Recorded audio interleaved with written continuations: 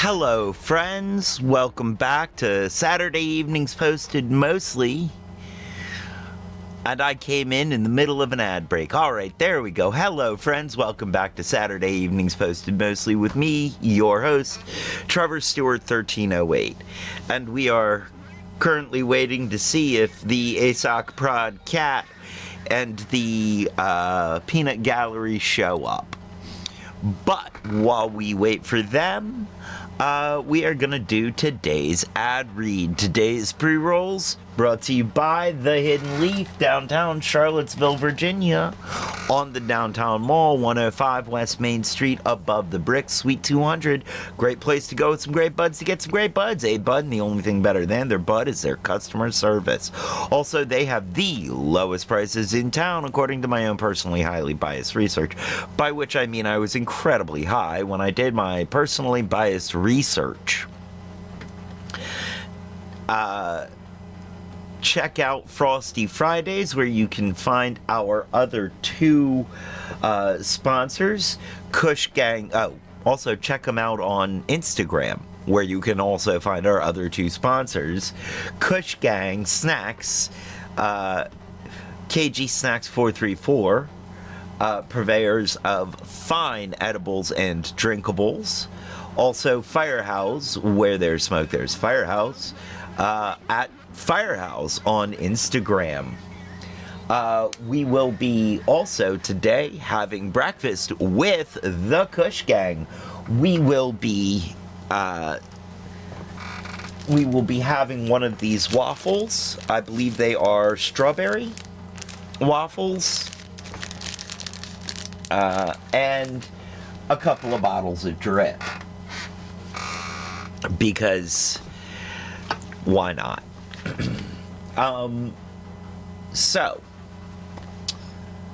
A note of disclaimer: you will probably hear some political opinions on the show today. Those opinions belong to the expressor of the opinion. They may belong to the channel and the parent company, but do not necessarily belong to any of our sponsors, including Kush Gang, Hidden Leaf, and Firehouse.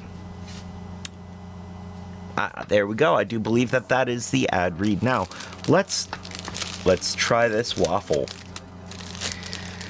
and then toss back those two bottles of drip. That's a lot of flavor in those bottles of drip. Oh, that's cute. Oh my goodness. It's a smiley face. Isn't that adorable, folks?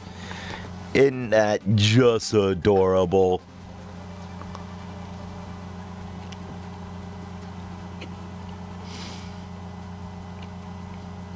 I could probably use to put this in the toaster just a little bit, but it is delicious.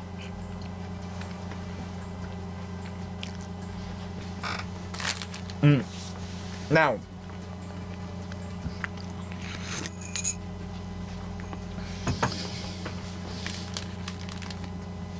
I didn't even realize how I'd bitten this thing.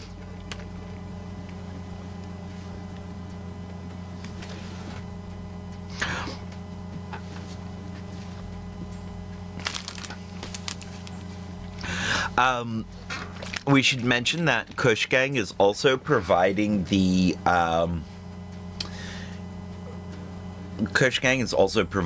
kits for making the gingerbread houses for today's gingerbread house competition. The competition is starting today. There is Cat. The competition is starting today. The kits went on sale yesterday. They will also be on sale today. Hey, there is Kush Gang. That waffle is delicious, by the way. So, yeah, kits are still on sale, I believe, or will be on sale. Correct me if I'm wrong. Oh, they got to the shout out before me. Correct me if I'm wrong, Kingsways, but kits should still be on sale today at the Canna Market on River Road in Charlottesville. $20 a pop. I don't know if I'm allowed to say that. Still on sale. All right. And judging will be tomorrow starting at 4:20. Of course.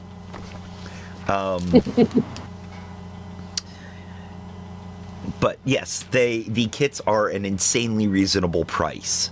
Let me just say that. So I'm not sure what the legal fidgy-widginess is around saying the price of stuff on air. Mm-hmm. I'm not going to bother, blurring out the chat or cutting this a little bit out, but it is one of those things that's just a little, because it's all still questionable. Yeah. So we will avoid saying prices, but they are reasonable. And the prizes include no worries. We're explaining why we're not making a bigger deal about the price ourselves right now. Exactly.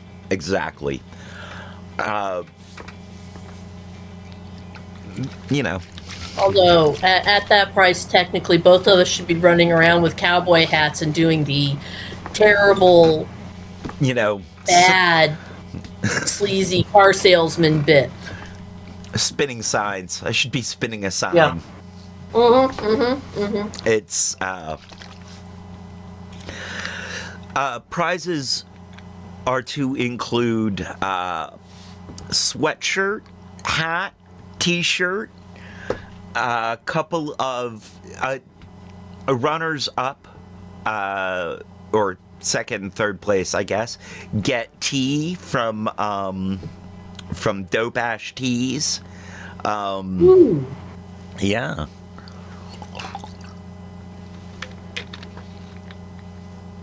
Oh my God, that's a lot of flavor. Oh, that tastes so good. Oh, that is... I'm getting used to these. I'm not sure if that's a good thing or not. I'm fine with it. Okay. So yeah, I'm excited about the gingerbread house competition. I'm very excited. Thank you for the cheer. Yeah, I'm excited too, and I've arranged my schedule tomorrow so that I can come out for that. Oh, good. I'm excited.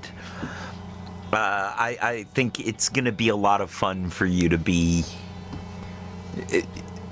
able to meet some of the people that are, I mean, you've met some of them, you've kind of met them, but to hang out with the people.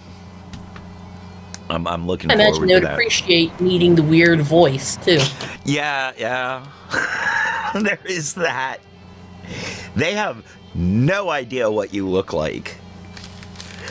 I would argue that, the ones who pay attention know who you are just by, they know your personality. Like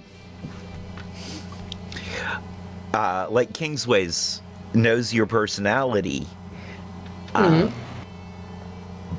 But doesn't know you to look at you, doesn't know you to see you. No. But all it really takes is for them to run into me somewhere in a crowd and for me to say something like cool beans, and they'll be like, aha. I know that voice. These waffles are good.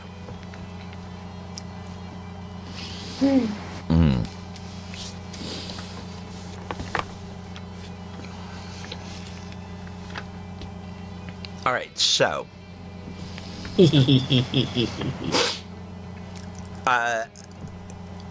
I don't think I have premiered for you My new method of reading headlines.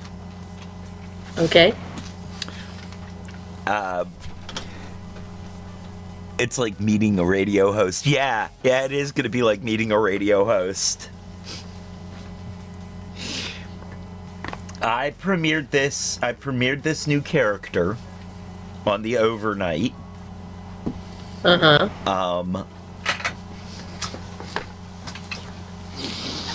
Now, this guy's name has changed. Okay. But I can't remember what Matty Holmes changed the name to.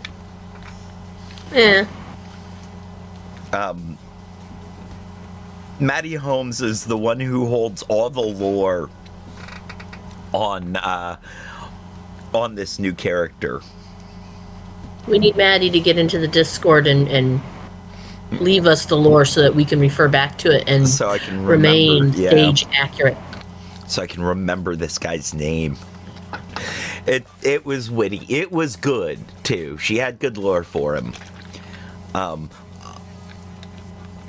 Way better than the name I had come up with for this character. Well, that's good. You have got a wonderful selection of news stories to go through today. Some of them chosen because they were funny. Some of them chosen with care. Some of them chosen with intent. What the intent was, you'll have to guess. But it was there. All right. I'm terrified of the intent. I'm always terrified of the intent. You're the one who thought it was a good idea to put me in charge of looking for stories. I do not, for a second, regret bringing you on as associate producer. It was one of the smartest moves I have ever made. Easily one of the best moves I have ever made. Can you help me write this down? How did, if you see something funny, can you send it to me? Can you help me write this down? Turn into what we've got now. You kept exceeding at what you were doing. Oh. So I kept asking. Oh, it's my fault. Okay. It's not your fault. It's my fault. Let us not. Oh, no, well, ultimately, everything is your fault, because you're the one that asked me to look for funny things. Right. Everything is my fault, because I'm the one who set all of this up. But, yeah, it was, you kept being good at your job and every new task that your job entailed. So, and at some point, you just sort of started doing things.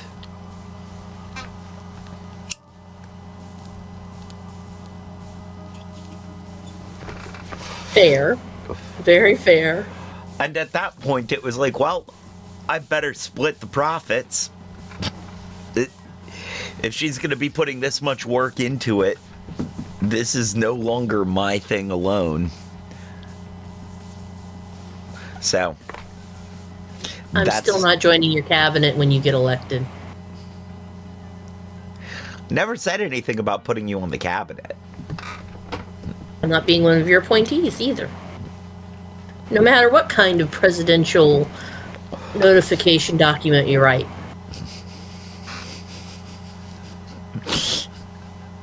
Presidential? No. You start off as the president, you become the world dictator. I don't care how it works. The answer's still no.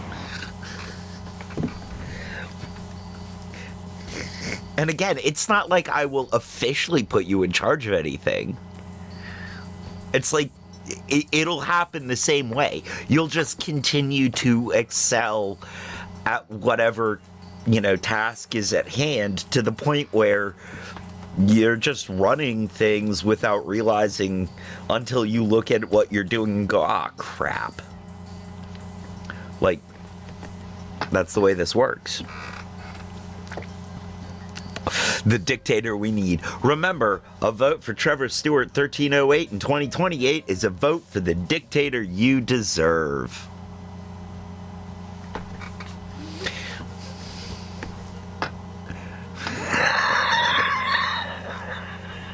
I know how that one is supposed to go. I know the appropriate response. Yep.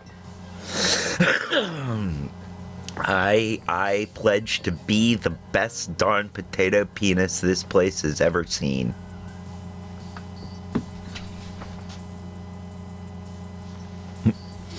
Chris in the 386, what's up? Good to see you. Good to see you. All right. Fortunately for all involved, I'm actually halfway appropriately caffeinated this morning.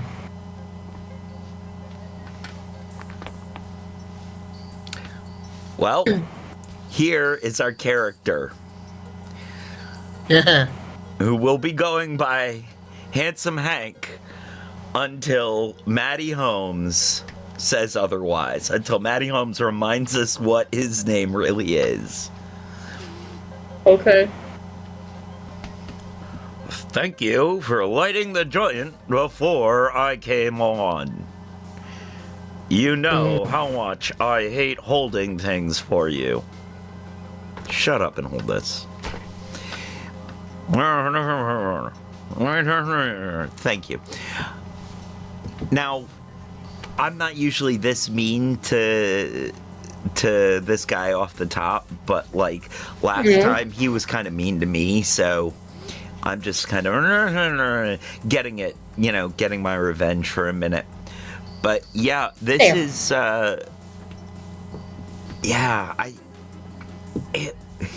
it was some good backstory.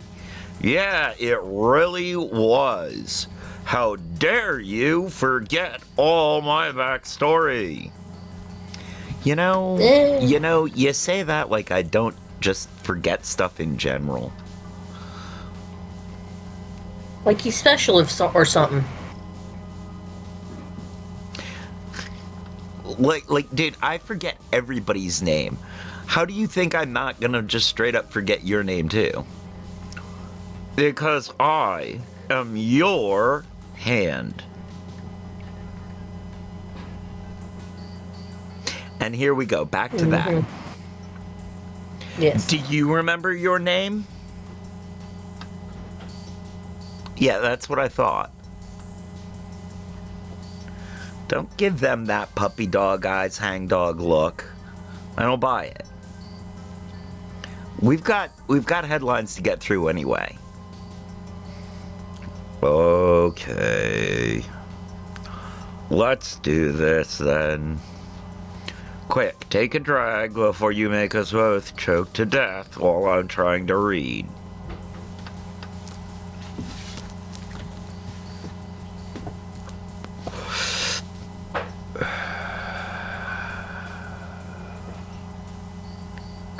Oh, that's better.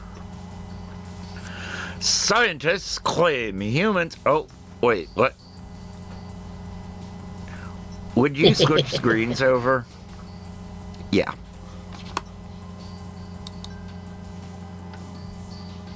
That's better. Thank you. Scientist claims humans will move backward in time within the next 4 years.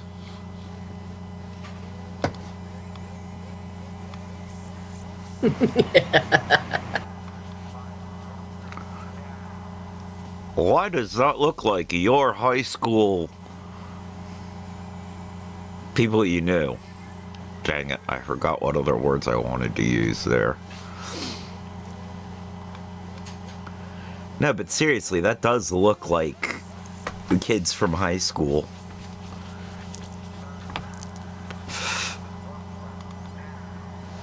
Ray Kurzweil, a prominent futurist and inventor, has put forward a provocative forecast by 2029 humanity could reach what he calls longevity escape velocity, a point where advances in medicine increase expected lifespan faster than aging proceeds. The idea does not imply literal time travel, but biological effect where each year lived could add more than a year to remaining life expectancy, producing the impressions of moving backward in time. To claim this rests on rapid progress in biotechnology, artificial intelligence, and molecular medicine. And while it energizes debate, experts stress substantial scientific... You're having as much trouble with this as I am. Yeah.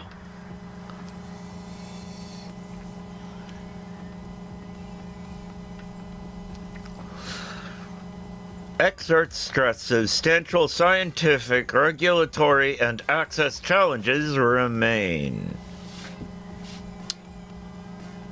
I'd like to point out at this moment that Kurzweil is a futurist, not a scientist.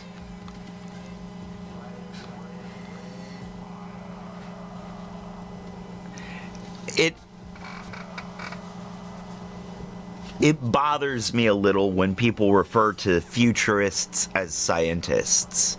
I think that things that futurists predict are definite scientific directions, because they aren't. They are predictions, and they're educated predictions. They're not uneducated predictions, but they are they're just as educated a prediction as any Star Trek technology. You know, it's not...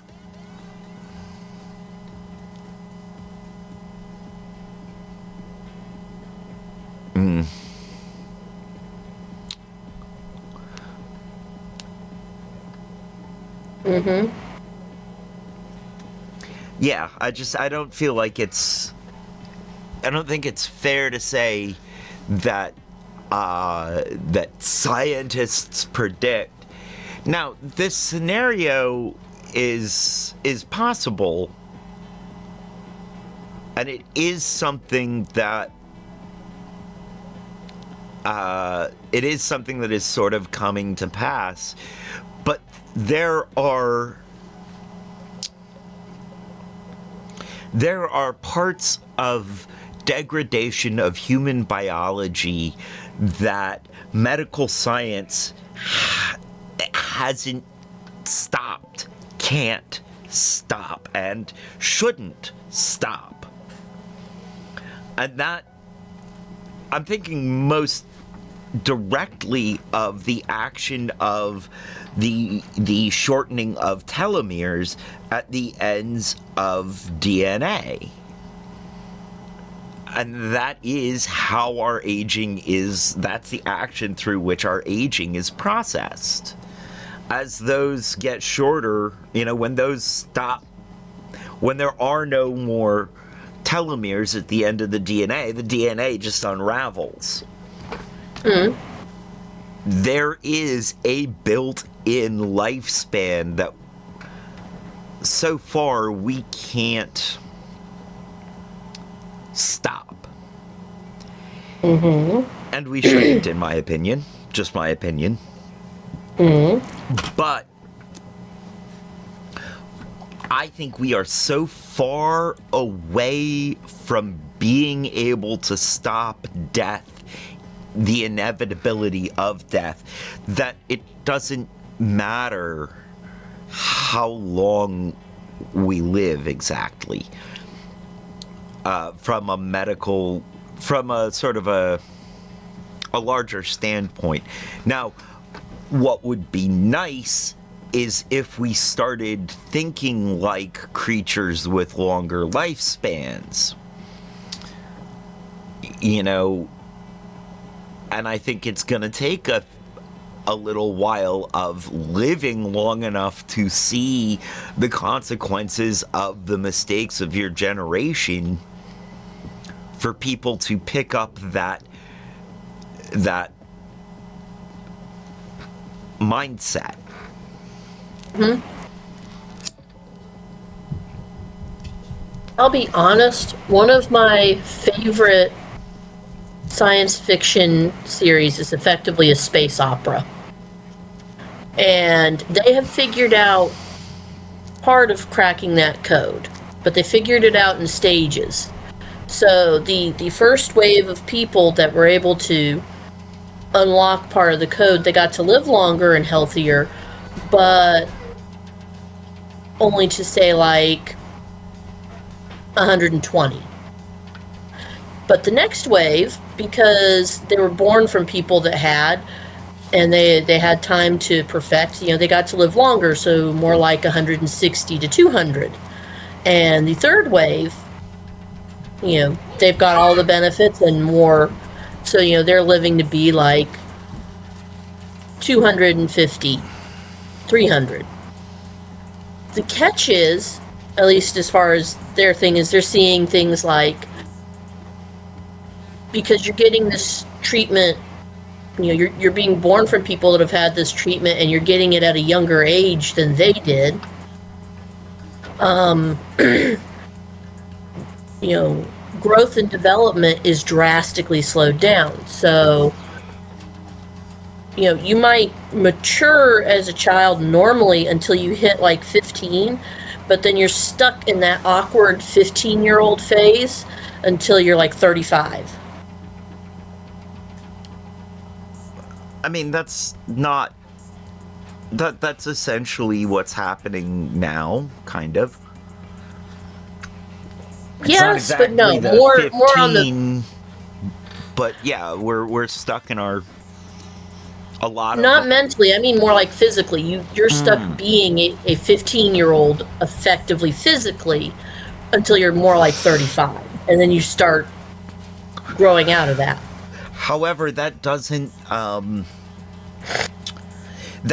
negate your ability to see consequences of actions, longer-term consequences of actions. It doesn't negate it, no. It just means that they've got the chance to see that before they reach their ultimate goal of, you know, erstwhile immortality. People still die, things still happen.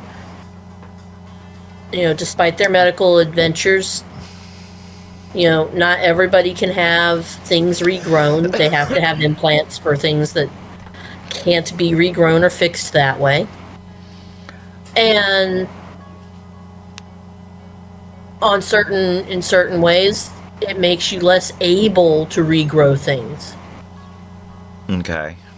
So if they were working with unmessed with human DNA, they could regrow, you know, and you're having heart trouble, they could regrow your heart in a jar really easy and fix that problem.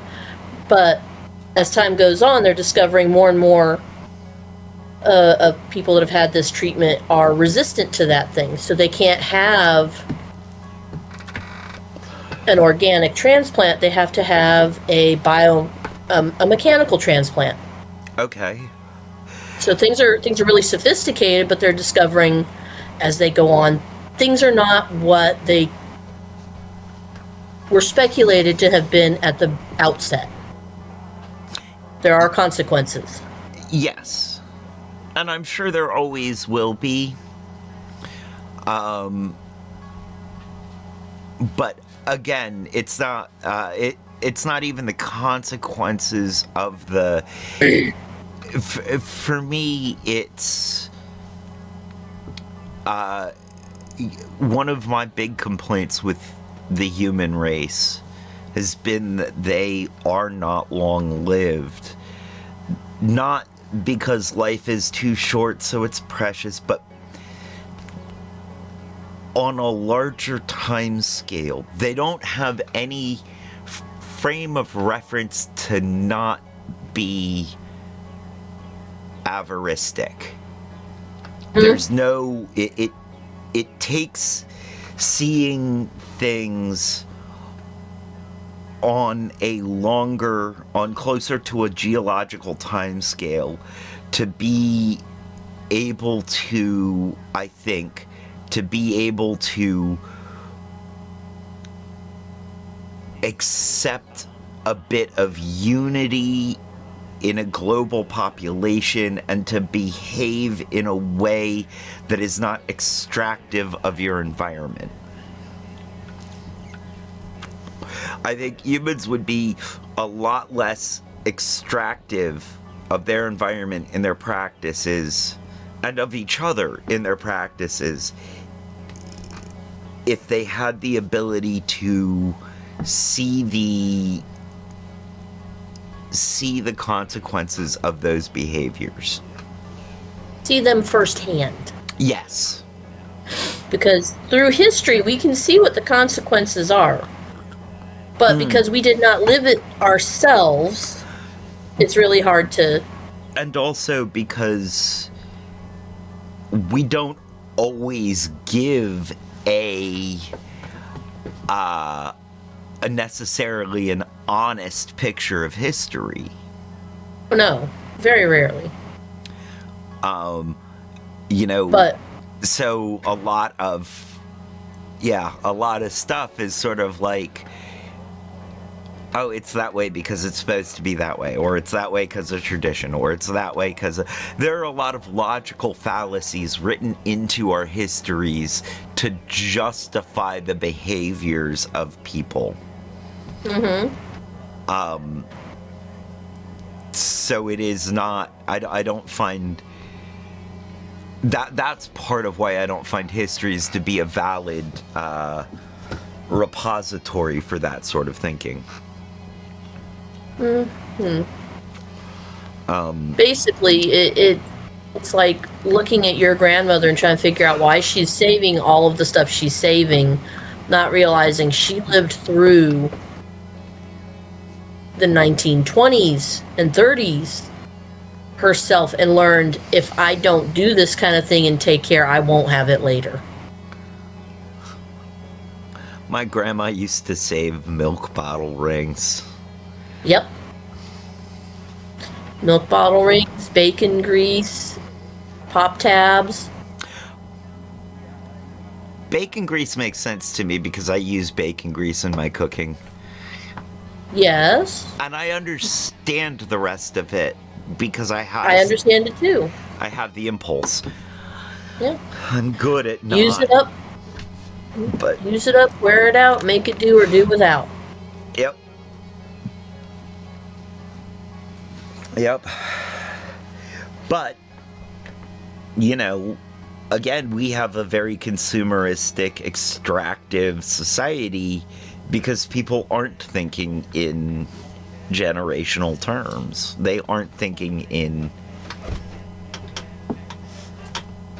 hundreds of years. They're barely thinking in decades.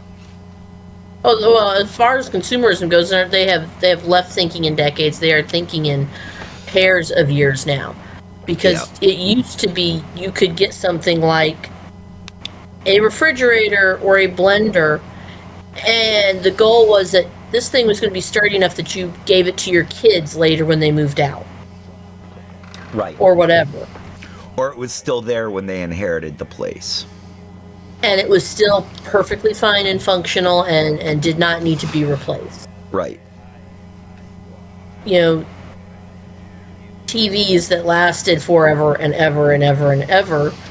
And then we get what we've got now where you look at it wrong and it decides for 3 pixels to die and your entire screen's messed up and you're like, oh no. Right. So... But yeah, designed obsolescence and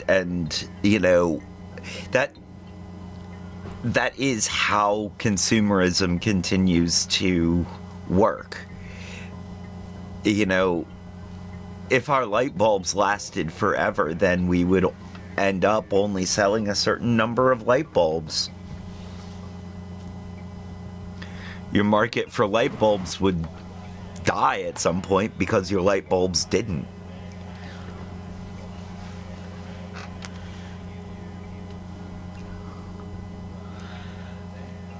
Well, all right.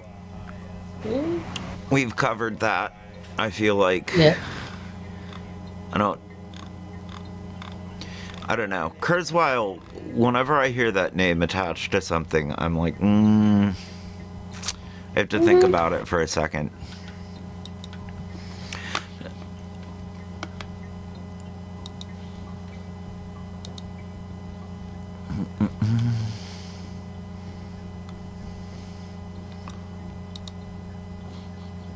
Yes. Next.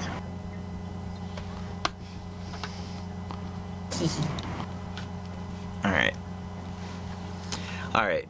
I'm going to put you away because all you are is hurting my wrist because you keep trying to look at the other camera. Yeah, I know. You're just going to have to dedicate a camera to that particular headline reader. I think reading is not what that's gonna be good for.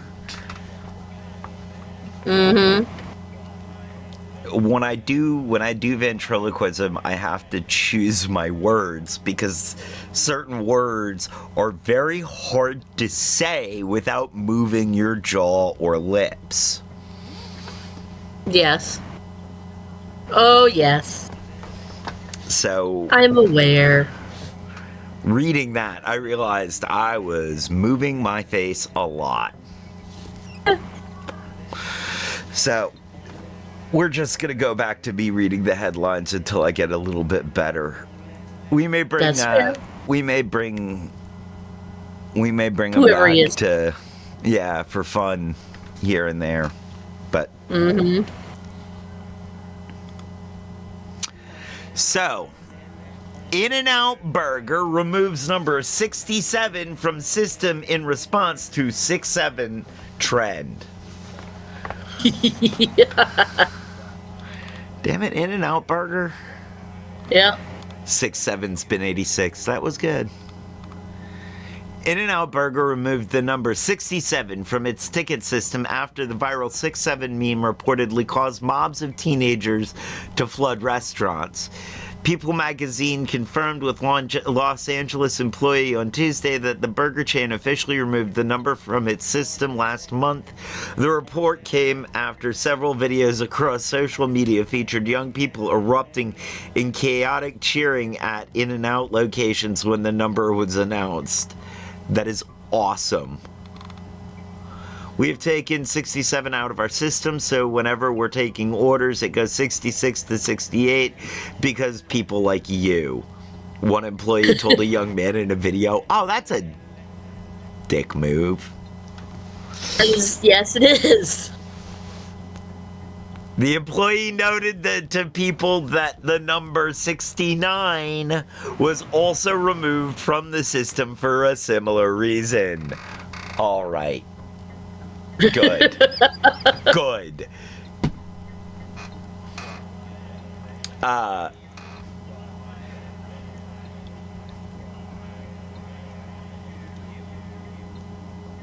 wow. That's Fox News right there. Liberals rage at In-N-Out Burger after fast food chain bans masks for employees. Yeah. Right. The 6-7 originated from a song by rapper Skrilla titled Doot Doot 6-7. The internet meme went viral after Charlotte Hornets basketball point guard LaMelo Ball popularized the term, using it as a reference to his height. Okay, is this really like...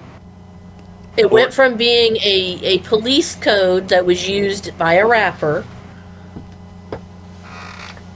or at least a local police code that the rapper used, to a basketball player using it to basically dunk on opponents. to kids picking up, it's a dunk and it doesn't actually mean anything. Okay. To being effectively just, it doesn't mean anything, but it makes all of the old people mad, so we're going to do it more. Okay. The trend triggers when either number 6 or 7 comes up. Teens then shout 6, 7 repeatedly while gesturing with both palms up, alternating like a balance scale.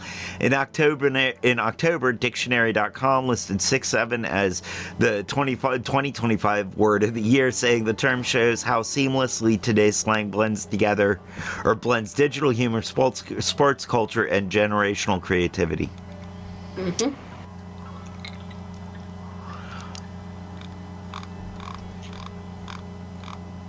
I personally, I like 6, 7. I enjoy the 6, 7 trend. Like, I don't know. I find it fun. It's harmless. You know, it's not like anybody, like, it's not like anybody's getting hurt. It's not like anything is getting destroyed. I don't think I sent it to either of you, but there was a little comic that someone made where they were adding numbers to a board, and they were being very proud of the current generation for coming up with a new number to make old people mad. And on the board, you had numbers like 69 and 420 and 15 something.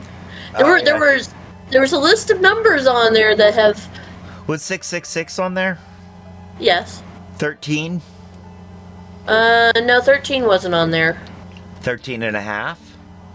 Maybe. I'm trying to remember. I thought I sent it to you, but I can't find that I sent it to you. Do y'all know what 13 and a half means? Me? No. 12 jurors, 1 judge, and a half a chance. That makes sense. 13 and a half. Yep. How'd you end up in jail? 13 and a half. What?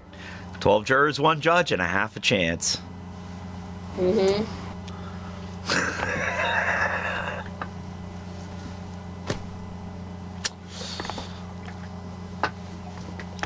All right. So,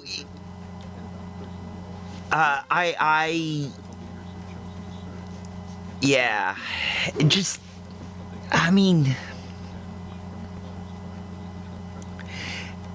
older and again, this is something I think with a longer lifespan, people will be able to realize is that it's just that way, and it's, you know, that those sorts of, that slang, non-hurtful slang is an absolutely fine way for a generation to express itself. Mm-hmm. You know? And I think why it bothers older generations, I mean, aside from I don't understand it, so I hate it, is that they realize that when they did it, it was, you know, when they did it to their elders, it was disrespectful. Mm-hmm. And that it's part of the chain of disrespect of younger generations to older generations that honestly has always existed. But that their generation brought out into the forefront. Mm-hmm. You know, with all of these social movements that brought that sort of disrespect for authority out. And I think it was the right thing to do. Mm-hmm. I think we should be looking to younger generations for wisdom, partially because they're realizing that they're going to live longer than we are, and they're going to have to face all of these problems. But also because prudence is not stodgy. You know, as we get older, as the older generations get older, it gets easier for them to get stuck in a tradition. Downward spiral of entropy. There's that too, but I was going to say in a tradition, in a way of doing things. This is the way. Mm-hmm. And without a younger or a fresher perspective, they don't question that. And I think that leads us to okay, and I'm getting to my point here, because I did say the longer we live, the more we're going to see this. I'm working my way there. Or the more observant the older people, what happens in the middle of a human's life, they have this drive to achieve. Mm-hmm. And when that achievement has been reached, or that drive falls off, they look around and I think they have one of two responses. Their first response is, I have achieved and I want things to stay the way they are so that my achievement remains achieved. Mm-hmm. And the other response is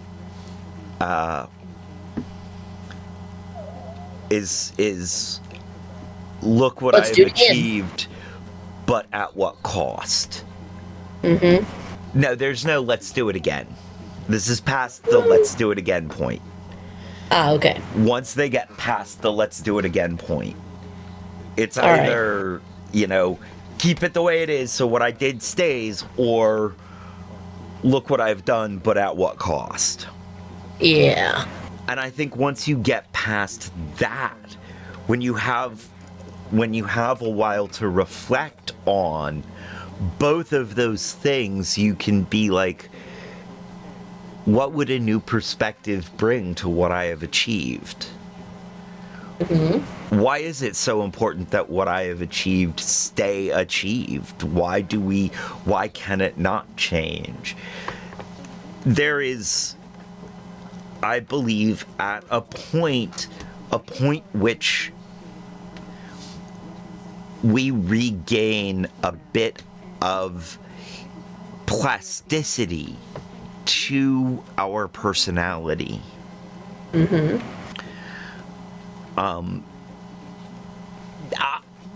And are able to bring in new thoughts. Mm. That is, if we manage to get there without dementia, without the degradation of the mind.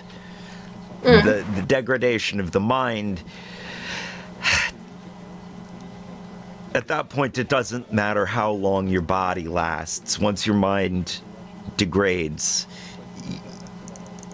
Yeah. Yeah.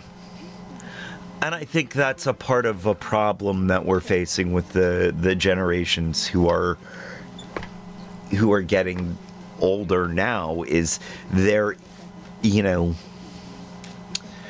a lack of neuroplasticity in the boomers and in Gen X. There's a larger lack of neuroplasticity in boomers than in Gen X. I think as each generation comes of an age, we will see an increased neuroplasticity at advanced ages. For some members of the species, we're still going to see dementia and that sort of degradation. But I don't think it's gonna be. I don't think it's gonna be as bad. I think it's also gonna start being. Dementia is gonna start coming in at later and later ages. Hopefully it starts at later and later ages. Yes. All right. I've made my point. What were you saying? Yes. The note about tradition brought to mind something. Have you heard the story of the ham bone? Not that I know of. So, lady was getting ready to cook her Christmas ham, and she's looking and looking and looking for the sauce so she could cut the end off the ham bone.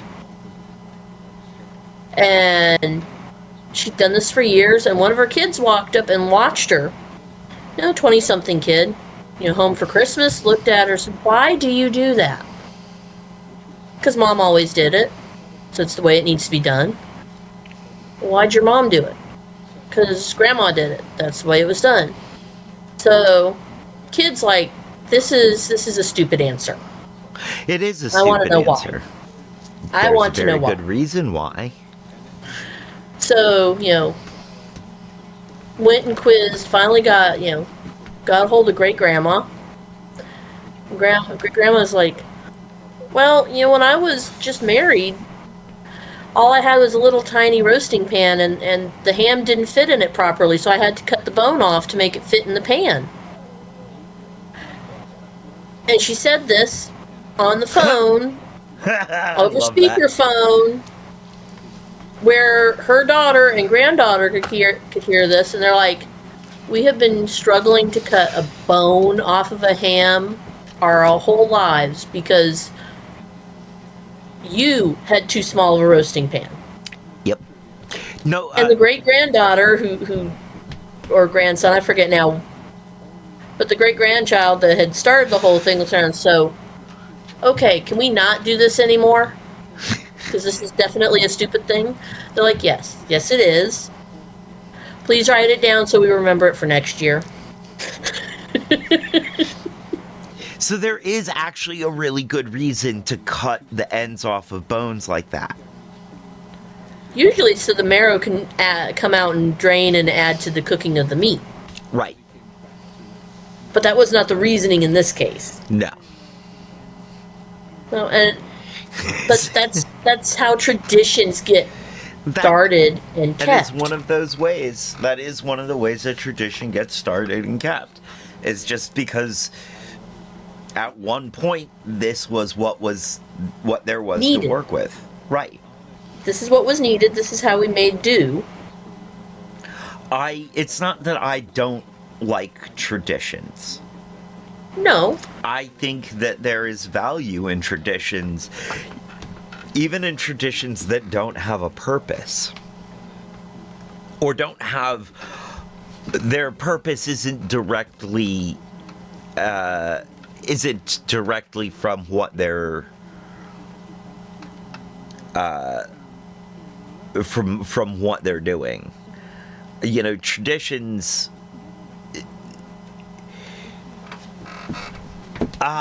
there's Maddie. I've heard a few variations of that story. We even covered a variation of that one in one of my intro anthropology class, Trevor the Iconoclast.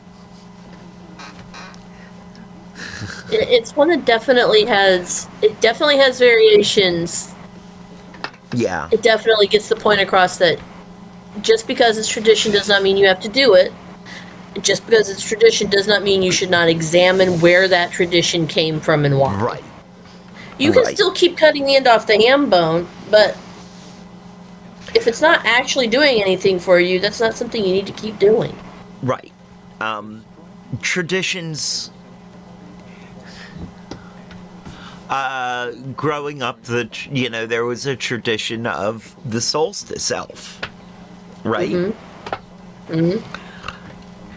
And that served no purpose other than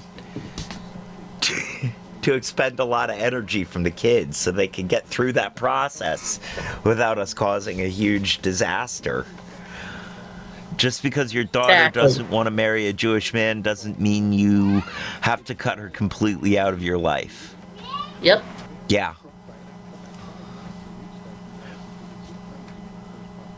That sounds very specific. Yeah. But yes, that is exactly the kind of thing that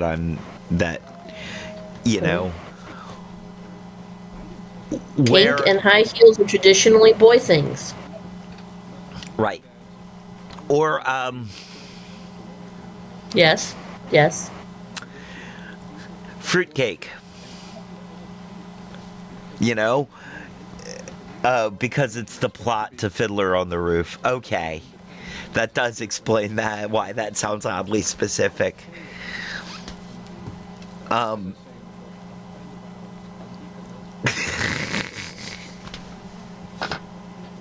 Fruitcake. The Just, food that will last with the cockroaches into the eventual end of the planet. Right. Just because no one... I'm not going to say I don't like fruitcake. I've had some good fruitcake. But you don't need 17 bricks of it every December. Honestly, you don't need one brick of it every December. But, I love the tradition of fruitcake. Mm-hmm. I love the tradition. Hey, watch streak. Yeah, tradition. I love the tradition of fruitcake. Don't necessarily love fruitcake. I kind of like the tradition of the Shamrock Shake. Mm-hmm. Even though I hate St. Patrick's Day and don't really, I think I've had a Shamrock Shake once in my life. It's not that I didn't like it, it's just it didn't do anything for me. I just like that there's this this tradition. Mm-hmm.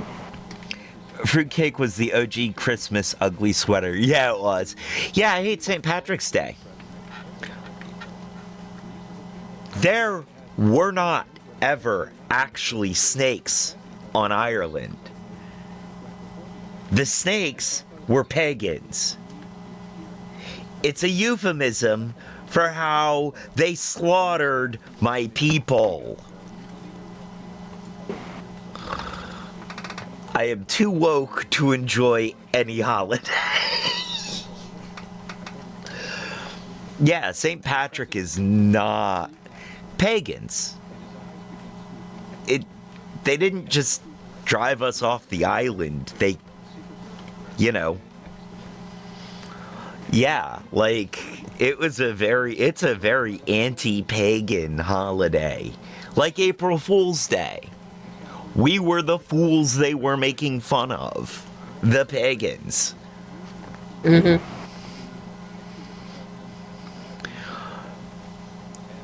Yeah, I'm pagan. I'm Jewish by blood, pagan by religion. Vadarian by politics. Vadarian by politics. Wow. Yeah. Yeah. That's why that's why I didn't do anything for Christmas. That's why I did solstice instead of Christmas. I really didn't do anything for Christmas. Vadarian, when Nader isn't far enough to the left of you, vote Vader.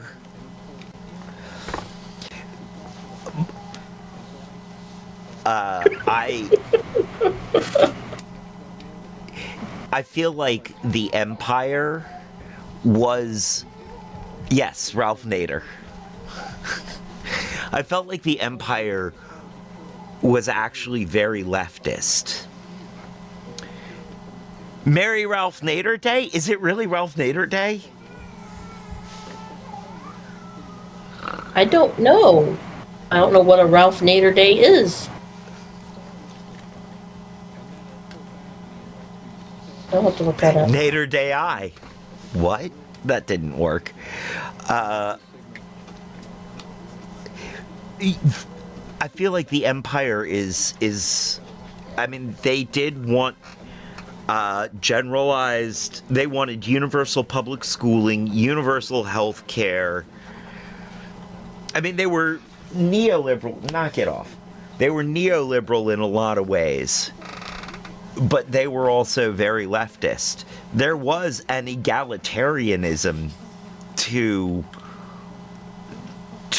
their, you know, there was social stratification, but it wasn't based on race or gender. It was based on what you did to serve the empire. He said, when you're left of Vader, I heart Nader.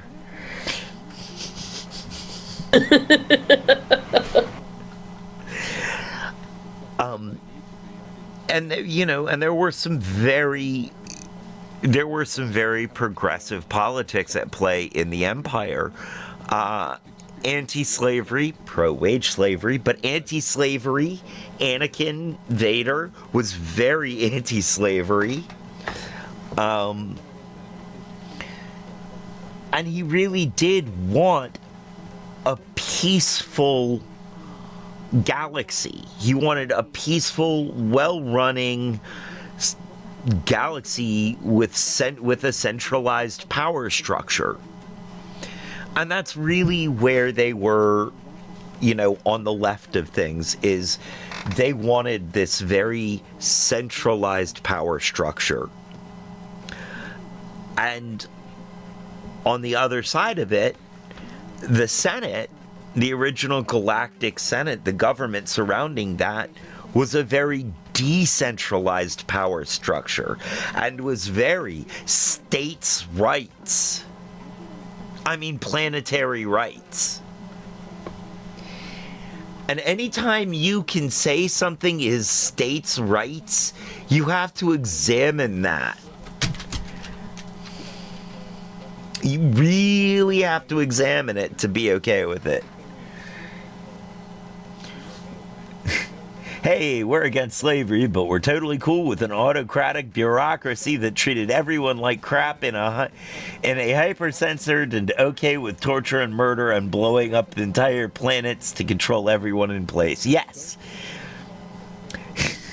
The empire was just slavery with extra bureaucracy. Yes.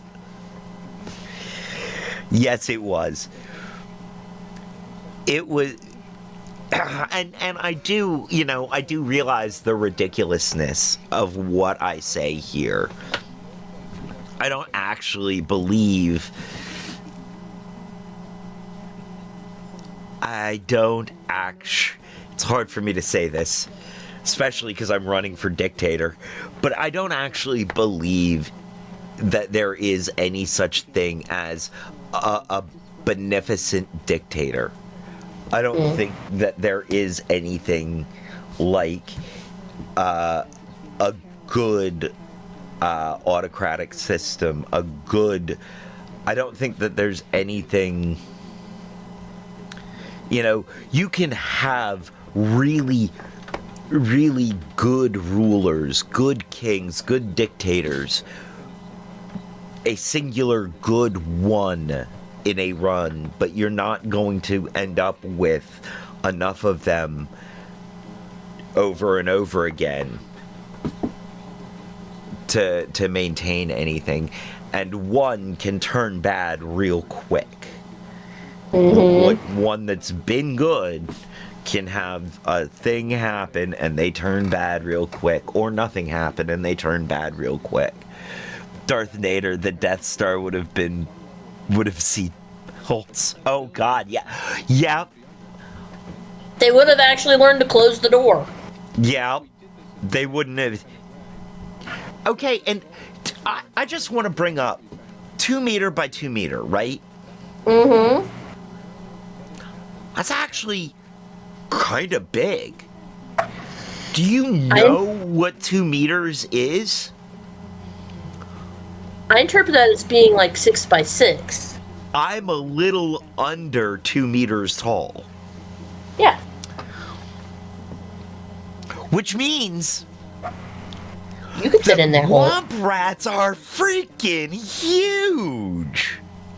Well, yeah. A 2 meter by definitely 2 meter rodent? That's bigger than an ROUS. No, that's just the ultimate ROUS. That is an RORS. Rodent of ridiculous size. I mean, yeah. Good dictators are good at the level of their own goodness. They're not good. They're just benevolent based on their own whims. Exactly.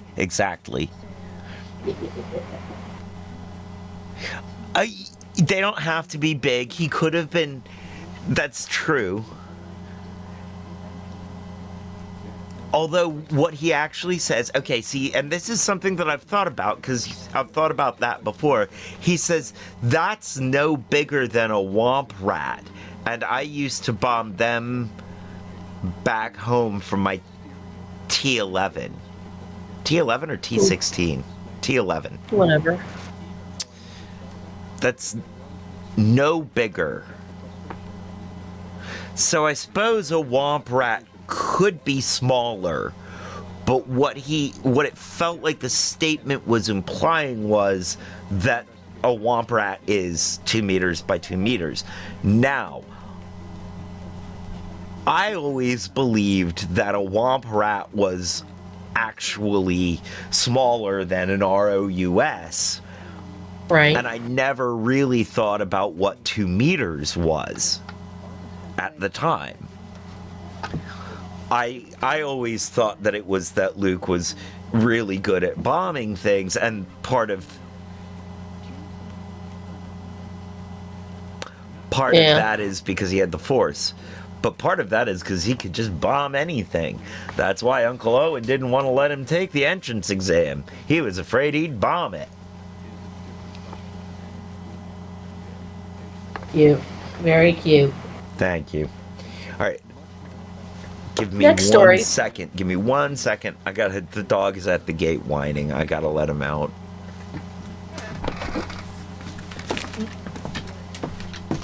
You are just... Go. Go, go. Go, go, go, go, go.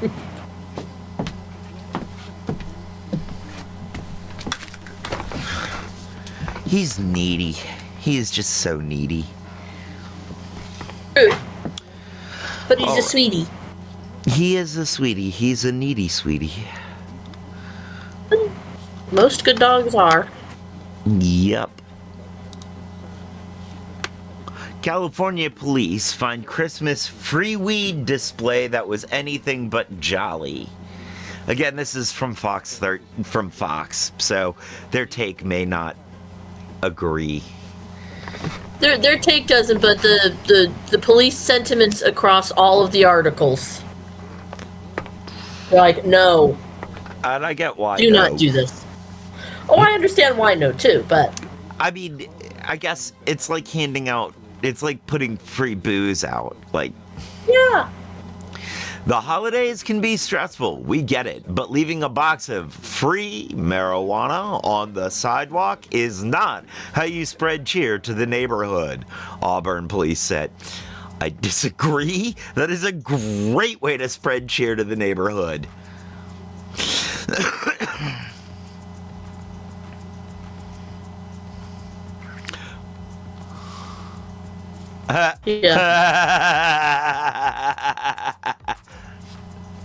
Yeah. Wow.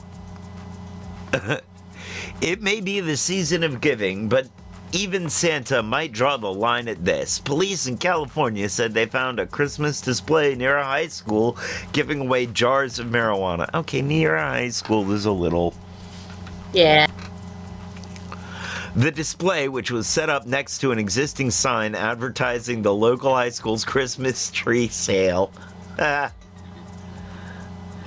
give him points. I give him points for that. Cage-free is pretty good. Yeah. I also like the cage-free. Yes, yes.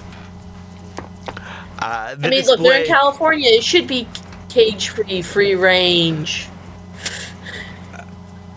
I mean, I guess, but also, no, it shouldn't. Because cage-free is not better when it comes to marijuana. Free range is not better when it comes to marijuana. They didn't say it was better. That's just why it's free. That's fair. Cage-free would imply... Okay, so there are these things that... There are these setups you get that are... They're tents.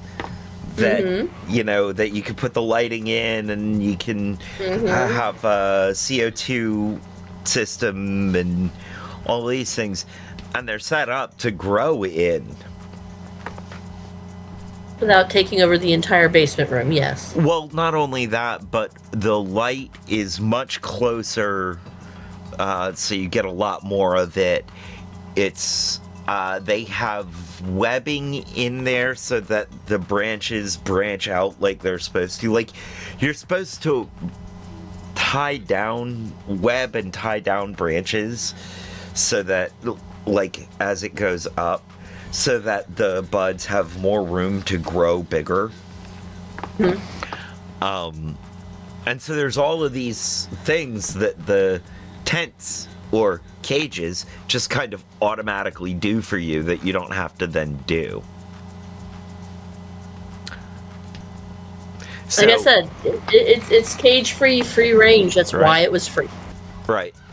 And then, of course, indoor is usually better than outdoor these days. Yeah.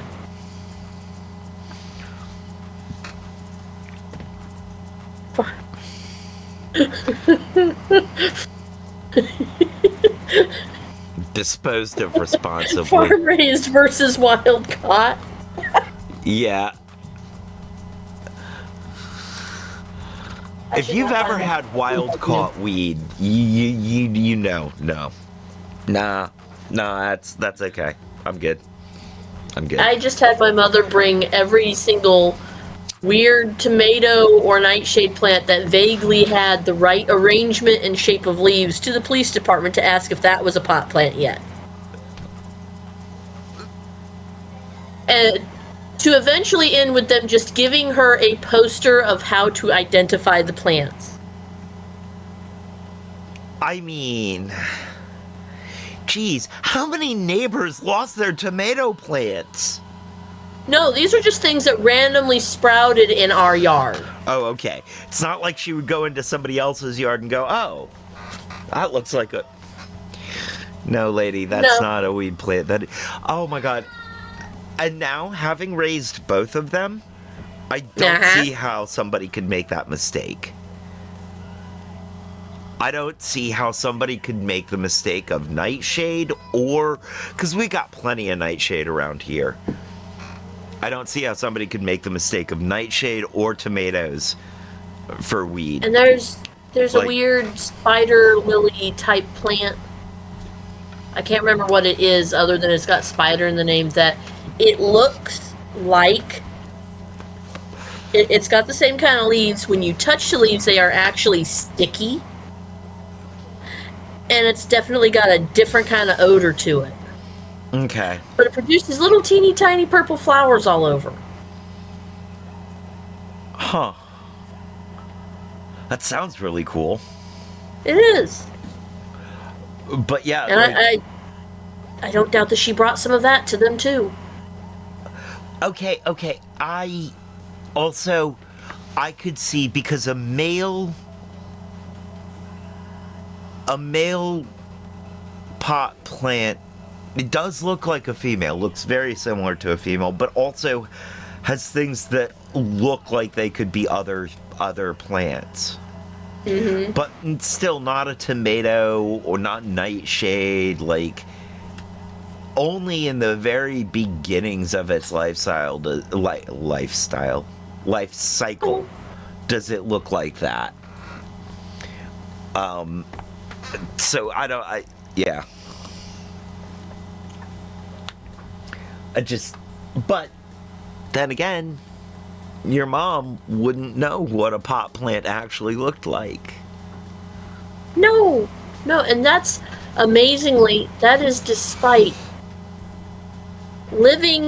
growing up in Florida and having her basic training out in California. Some people just miss all of life's joys.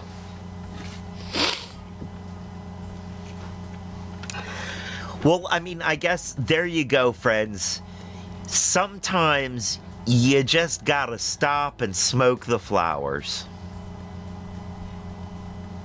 I wish you'd been around when I made the marigold cake to tell her that.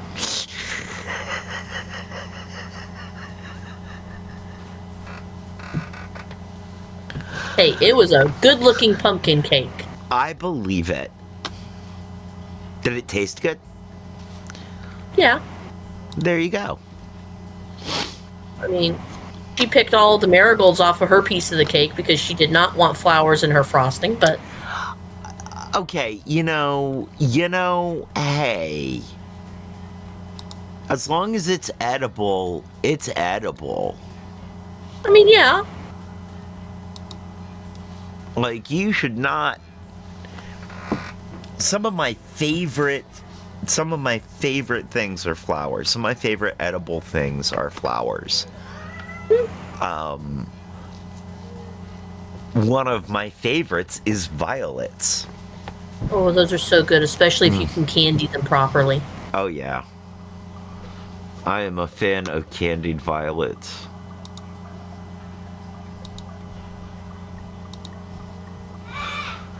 All right. So, on to our next one. Yep. Costumes and competitors light up the World Darts Championships in London photos. Yes.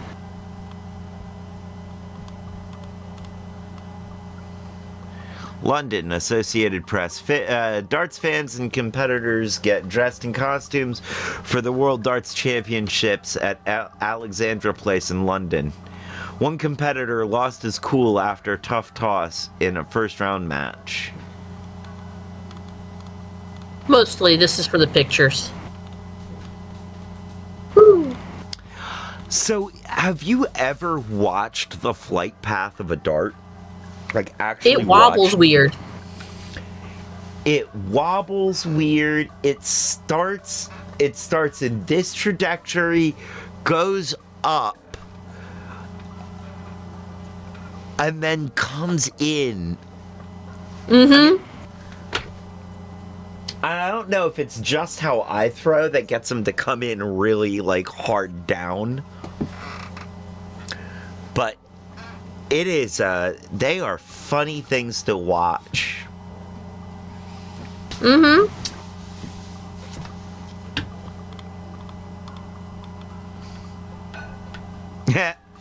They are. But yeah.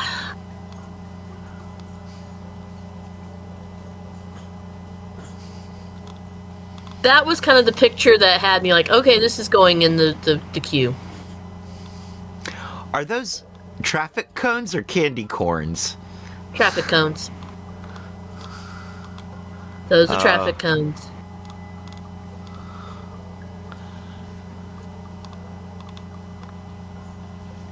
Hey, now that's a look. Yep. Oh, wow, dude. I dig it. I like that look.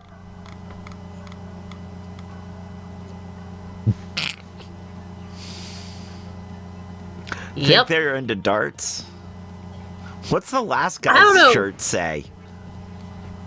This poor guy is just completely cut off. Personally, I think they're actually all a bunch of dandelions pretending to be humans.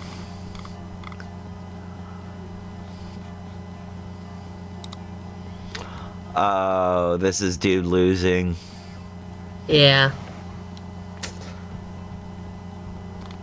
I'm always amazed because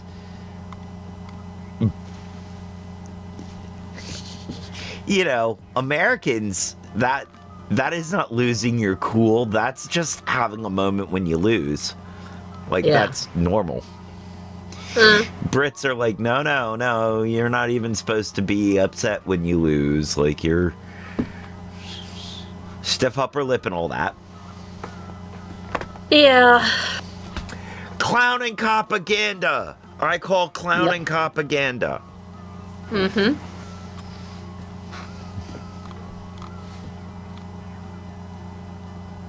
Okay, that's unexpected.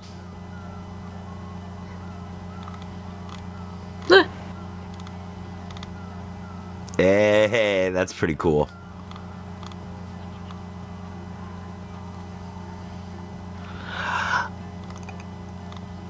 Da Ali G. Ali G. Da Ali G's. Yep. Oh, heck yes. Oh, that's cool. That was pretty fun. That was the other reason for actually putting...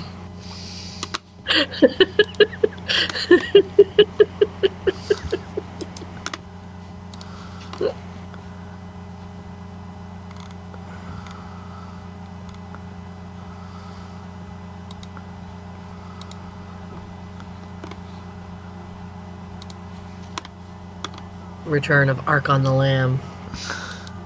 Yeah. Be prepared. There are several animal stories. The last one is an update on the Richmond raccoon. I saw that. Sheriff's deputies help wrangle loose kangaroo in Oklahoma. Yep. Nar. Nar. Authorities in Oklahoma got a taste of the outback when they helped wrangle a kangaroo on the loose in Tulsa County.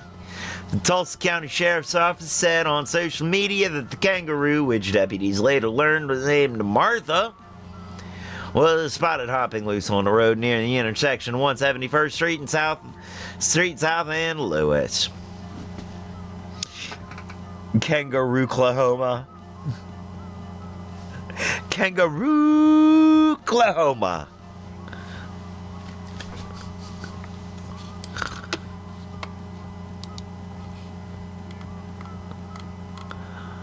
Well, the owner eventually learned of Martha's plight and arrived on the scene to help deputies capture the loose marsupial.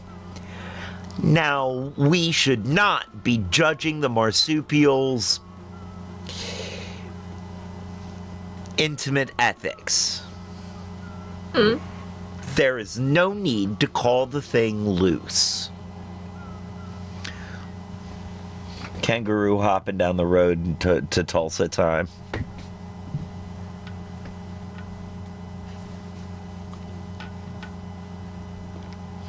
She escaped from a property not far from where she was captured. The sheriff's office said she's now safe and headed home with her owner.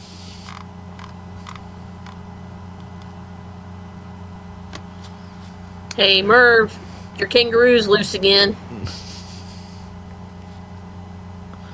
Larry, come get your kangaroo. Blocking traffic. Larry, you gotta get your kangaroo. It tried to start a fist fight down at the bar.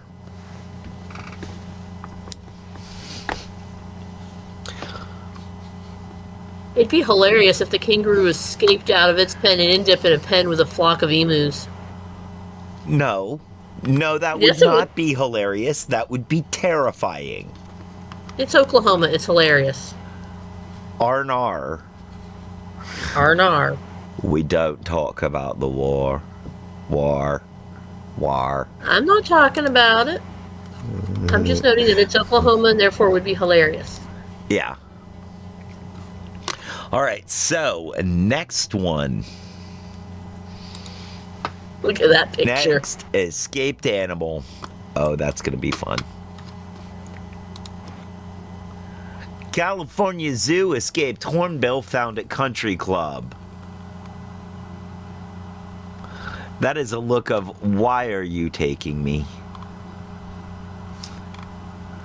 December 16th, EPI. A California zoo announced a hornbill, large exotic bird native to Africa, was found at a country club after a weekend on the loose. The Living Desert Zoo and Gardens in Palm Desert said Peely, a southern ground hornbill, escaped while being transferred to a holding area on Thursday. Peely was spotted Monday at the Reserve Club at a country bar near the zoo in the mountain foothills of Indian Wells. Animal care staff rushed to the location and were able to safely bring the bird home.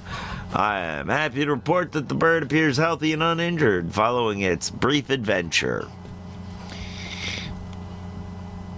The 8-year-old male hornbill is currently undergoing veterinary evaluation and will eventually be placed on habitat with the female Mabel.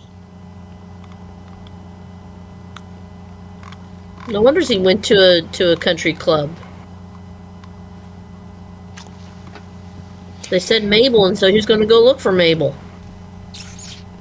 What better place to find a Mabel than at a country club? I mean, that is definitely an older name, and you generally find older people there. You know, yeah. Yeah. I wasn't going to say it. I was going to let you say it, but yeah. I know. That is not a name that has made the top tier of baby names for the last few years. Although it may make a comeback in the next few years. It might. Because Gravity Falls has been around long enough. Yep. Shoot. What was it? There was a recent list of names released that were like, these are too old for new kids or young kids now. Oh yeah. Reading down the list is like, yeah, I know, mine's on the list. Both variations of my name are on the list. Was my name on the list? No. Ha! Neither you nor Peanut Gallery had your name on the list. Well, I'm not surprised. But my mother. Oh yeah. My mother's, my sisters, and my grandmother's were all on it. Yeah, I can't imagine my mom's name's on it. People don't think of that name as being a woman's name, even with that spelling. Like, people don't realize that spelling exists. So. Fair. Next.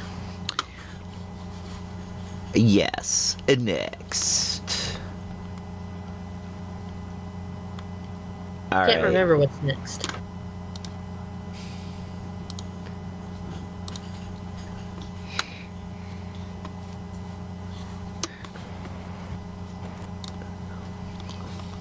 Weasel-like fisher seen in Cleveland for first time since 1800s.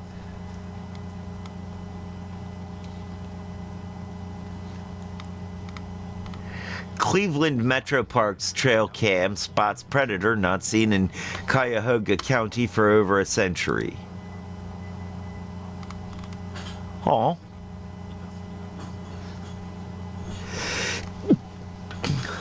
Aw. It's cute.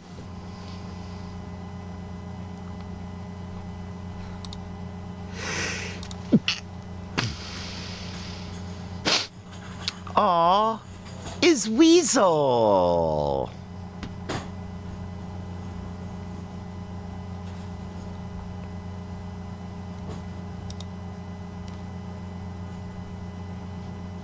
is shiny-eyed weasel.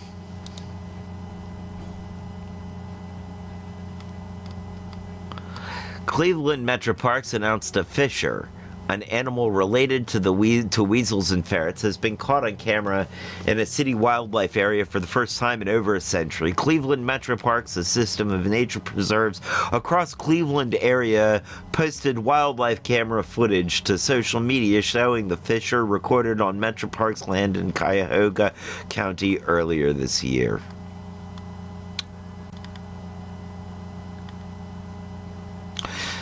The Ohio Division of Wildlife said the footage marks the first confirmed fisher sighting in the county since the species was extirpated from the area in the mid-1800s. This is tremendously exciting, as this is yet another extirpated native Ohio mammal species to be documented for the first time in Cleveland Metro Parks. Metro Parks officials wrote on social media. The return of the fishers and other extirpated species like otters, bobcats, and trumpeter swans are a result of conversion efforts to emphasize the importance of our healthy forests, wetlands, and waterways and natural areas in Cleveland's metro parks. They said extirpated at least one more time than they needed to.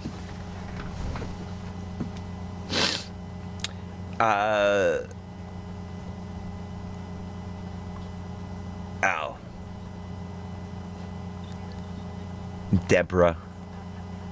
Yeah, okay. Don't mock the kangaroo. It's single-handedly making sure Oklahomans know and respect immigrants and foreigners. Yep. As it should. As it should. My mother's name is Jerry, and it's spelled with a G and an I instead of a J and a Y.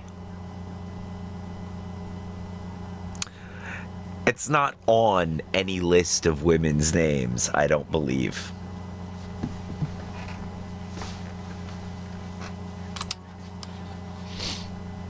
Probably because originally it was supposed to be Geraldine, and it got shortened.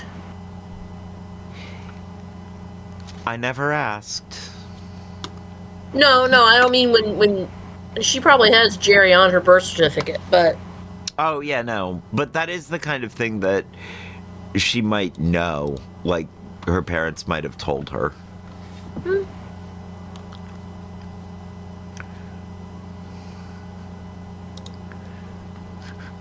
Trashed panda. Yep. Yeah, Henry and Oliver are making a comeback. Henry and Oliver. There are old names that I've seen come back. Henry and Oliver. It shocked you when they came back? When they became famous? Yeah.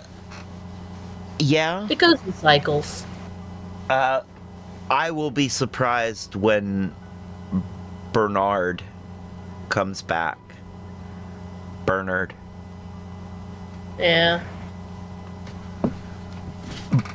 But that will also be shortened to Bernie, probably. Which it probably will actually come back because of Bernie Sanders. There you go. Leonard came back, but that's also probably because of Big Bang Theory. I'm Leonard Nimoy. True, but Big Bang Theory is the more current group of peoples. True. So there's a host in a... When I was doing preschools, like, you could tell what the waves were doing, because we had, bless it all, we had you had Hunger Games come out, and a couple years later I had kids that had Hunger Games names. Yeah. That's not at all surprising. We had, I forget what the big movie was, but we ended up with like 6 different Aidens.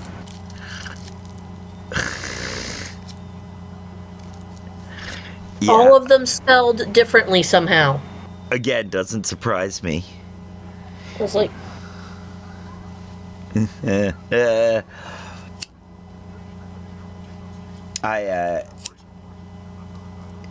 there have never been that many Trevors in my experience. The funny thing is, like, I do come across other Trevors here and there. And oddly enough, I mean, there you go. Trevor Noah. Yeah, Trevor Noah. All of the other Trevor Stewarts that I've ever come across are music producers of some type or another. It's never been a popular name. Right. Yeah, and there was a blues singer in the 70s. There was a named Trevor something or another. And that's who I was named after.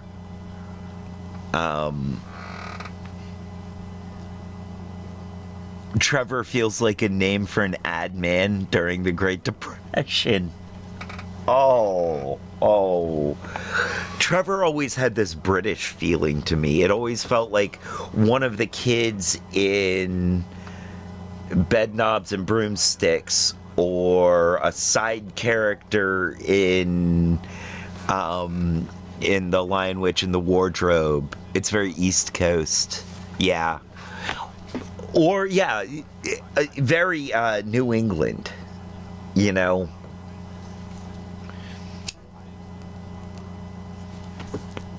Turns out that it's also very French. That was one that I wasn't expecting till I looked it up.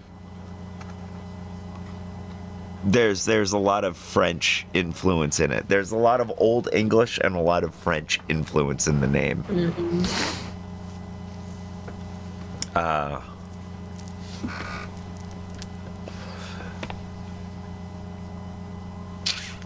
It means large town.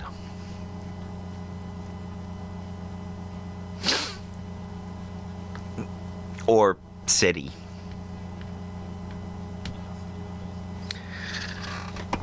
And Stewart means steward.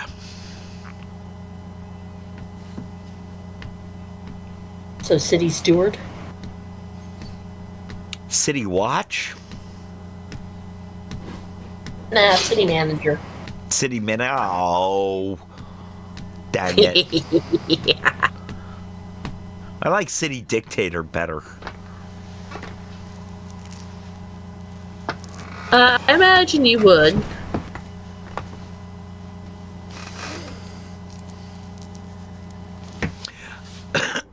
Yeah. It's not a citizen number one.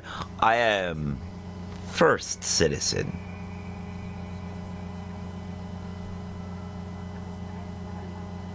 Uh-huh. It's an auspicious name to give a child. Very auspicious name to give a child.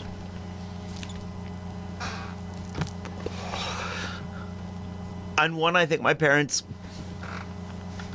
had they known what it meant, would have gone ahead and given me anyway. Yeah.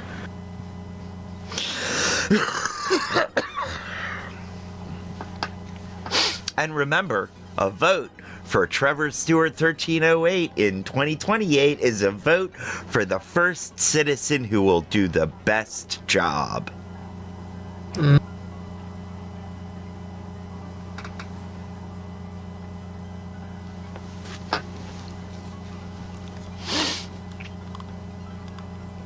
So on to Trashed Panda. Yes.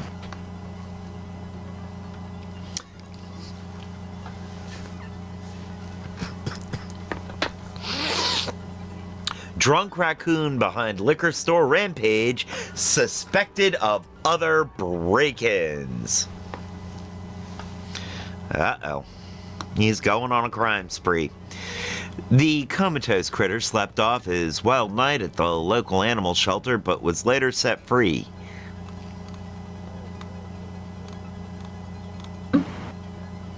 The raccoon that passed out drunk after running amok in Virginia liquor store is suspected of 2 other break-ins. Images of smashed bottles and the animal splayed out next to the toilet went viral last week, but the woman who found him has revealed the raccoon has form.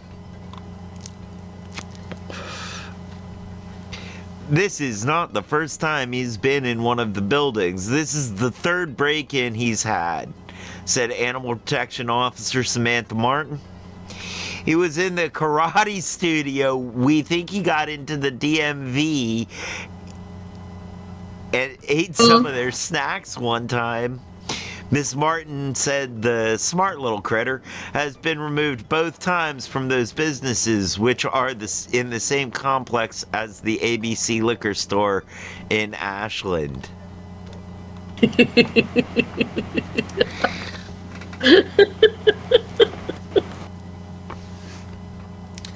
Each time we get him out, we don't relocate him. That's a death sentence for raccoons.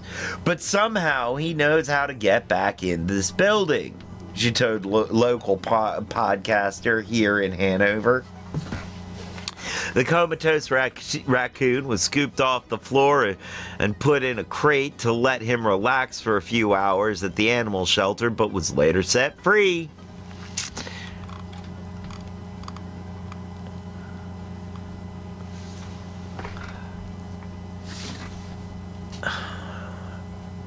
Around 1 or 2 o'clock that afternoon, he was picking up his head and he was looking good, and I released him back out into the woods. Oh wait, no, this is in Virginia. This isn't in the Midwest somewhere. Y'all. Around 1 or 2 o'clock that afternoon, he was picking his head up and he was looking around and looking good, and I released him back out into the woods, said Miss Martin, who confirmed the raccoon was male. Raccoons are well known for foraging in bins, earning them the Trash Panda nickname. The animal shelter has seized the moment by partnering with a firm to sell merchandise. Trash Panda t-shirts, hoodies, mugs, and stickers have already raised more than $180,000, £135,000 to fund improvements at the animal shelter. I thought it was bizarre that there was some. I didn't read Sky News. Yeah. That's okay. Okay, so when they said the raccoon had form, I know that means that it has a rap sheet. Yep. That's not an Americanism, though. That's a Britishism, right? And I'm used to it. But it hit my ear a little weird, but I was like, keep going. And then it said eating out of bins, wheelie bins, and I'm like, again, not an Americanism. We call them dumpsters. Even if they're not dumpsters, or we call them trash cans. Yeah. Out of all of the... Then, when they put it in pounds, I was like, yep. I should have had that early on. I really should have grabbed it at the panda, the raccoon has form. I should have put it together from Sky News, but you know. Out of all the different news reports, that was the easiest one to access without a paywall. We need to get ground news this new year and this next year. Yeah. We do. We do. But they've raised $180,000 for the for the control center. So Yeah. that's Or 135,000 pounds. This is true. Dang. Dollar's a little weak right now. I can't blame it. There's someone else you can blame.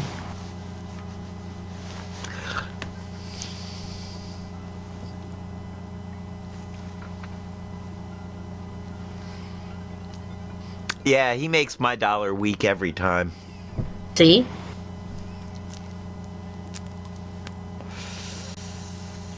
Understand thoroughly that I'm not helping and I'm not trying to. I am not going on with that joke. Well, no, of course not. But I do Lockpick's not hear here they to make egg you little on. blue pills for that. What? I said, of course not. Lockpick's not here to egg you on. Exactly. Oh, we are almost through all the stories. We are almost there. We should have like 3 left. A little more than No, 3, 4 I left. think. 4. Yeah. You've got a couple left, but you're almost there. Doom on your calculator, Doom on the smart fridge, Doom on a bunch of crabs. Now we have rats playing Doom. Did they come up? Oh gosh. I'm terrified. This is just a website to look at because it is awesome. Because it is awesome.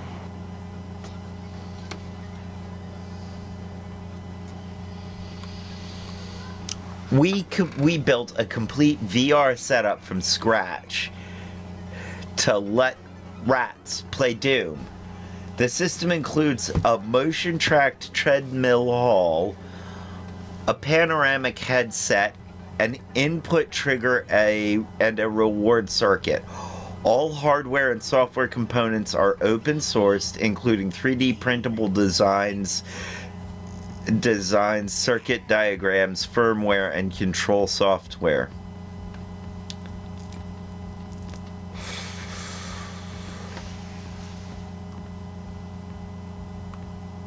Oh, this is terrifying.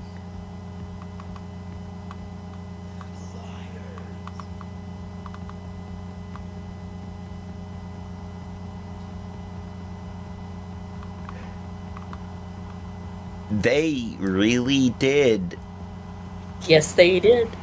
They really did.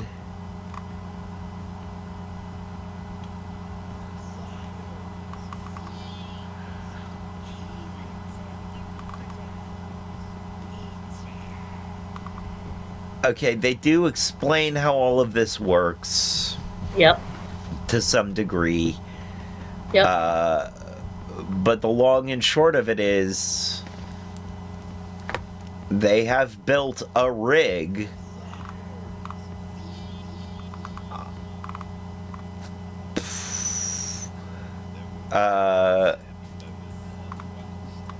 okay. So far, nothing invasive about this. Nope. The current systems are assumes basic rat mobility and grooming behavior. Fine-tuning might be needed for rats of different sizes or temperaments. Trigger displacement and reward tube flow may need calibration per subject. Okay.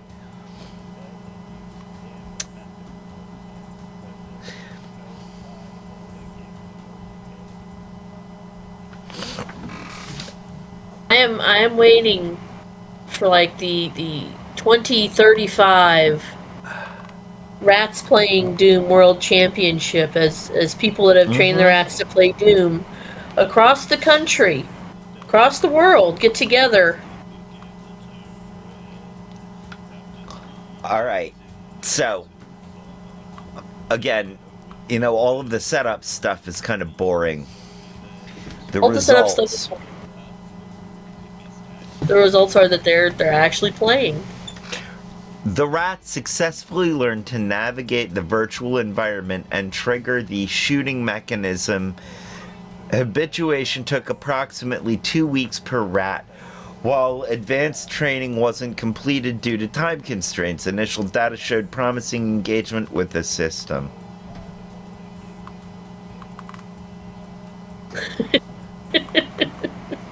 Limitations. Full behavior validation requires longer training periods.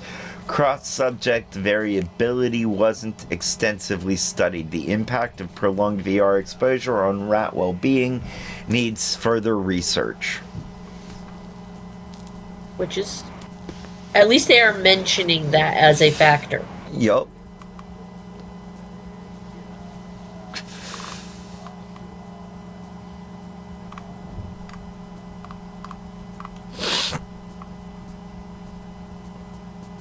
So yes, rats playing Doom.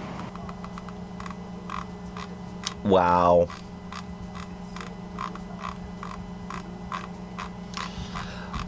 You know,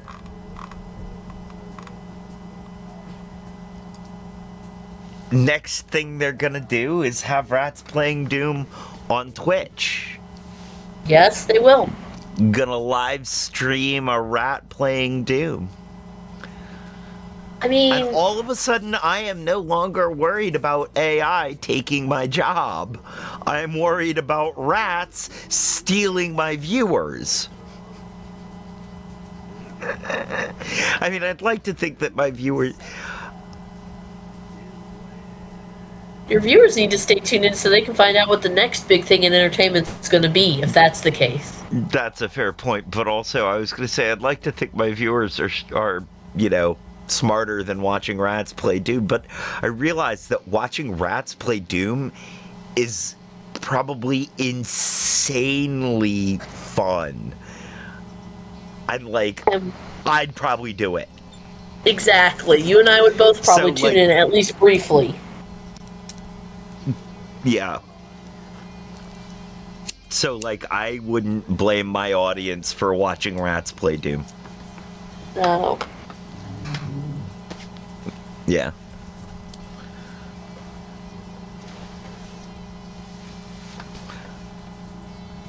I heard a strange noise from somewhere. Oh well. All right. That's just crazy. Yes, that is crazy.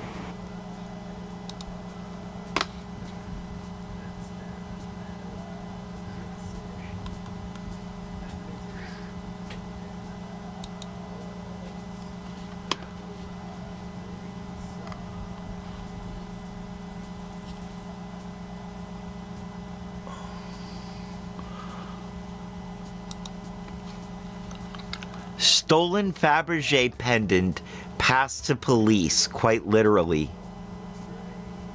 Yep. The egg, one of only 50 ever made, was crafted from gold painted with green enamel and encrusted with 183 diamonds and 2 sapphires. That thing is beautiful. Oh, yes. The Fabergé pendant has been recovered after police spent 6 days closely monitoring the man accused of swallowing it. The limited edition jewelry was inspired by the 1983 film Octopussy, where a smuggling operation involves a fake Fabergé egg. Detectives say the pendant excited the suspect's gastrointestinal tract naturally without medical intervention. After all, diamonds are forever.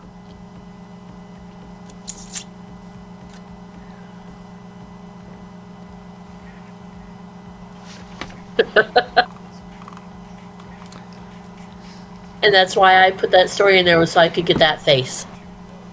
So, all right. I had no idea if there were or weren't metal detectors on the victim doors at the police station, right? Right. So here I was in the back of a cop car, not handcuffed, mind you. I'm a victim. I'd just been I'd just been robbed at shotgun point, and I was going to the station to make my statement, and I realized that I still had my metal one-hitter in my pocket. Cigarette-looking metal one-hitter. I'm looking to see if I have one lying around here somewhere. I might. And I thought I have no idea about if they're gonna put me through a metal detector. I know I go through a metal detector every time I go through the through the perpetrator doors. Every time they arrest me and take me in, there's metal detectors. And my thought process went, it would really suck to get arrested for paraphernalia after you've just been robbed at shotgun point. Yeah. And I thought, okay, what do you got? What can you do? I could tuck it into the seat and hope no one finds it? Yeah, right. And it's got my fingerprints all over it. I'm fucked. And my DNA. Shit. I could throw it out as I get out of the cop car, but this is in Charlottesville, and the police station, it's all paved right there, and even if I manage to get it down into the drain in one throw, it's gonna make a lot of noise doing it. And then I'm gonna have to figure out something to say to the cop in that moment. And by the time I'd made it through these thoughts, I was getting out of the cop car and headed towards the door, where I didn't know if they had metal detectors. And so I opened my mouth, unhinged my jaw, opened my throat, and just shoved it down and gulped. And it was gone.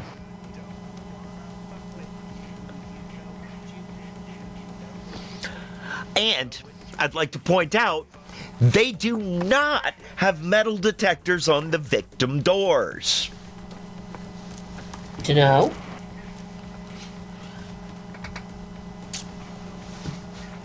Took about a week.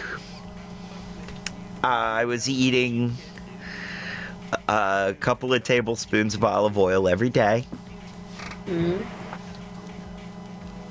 then I heard tink, tink, tink in the bowl, and I was so relieved.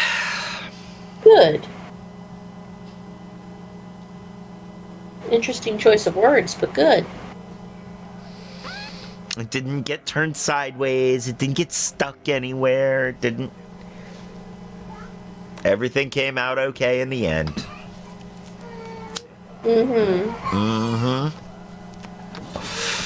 So, yeah.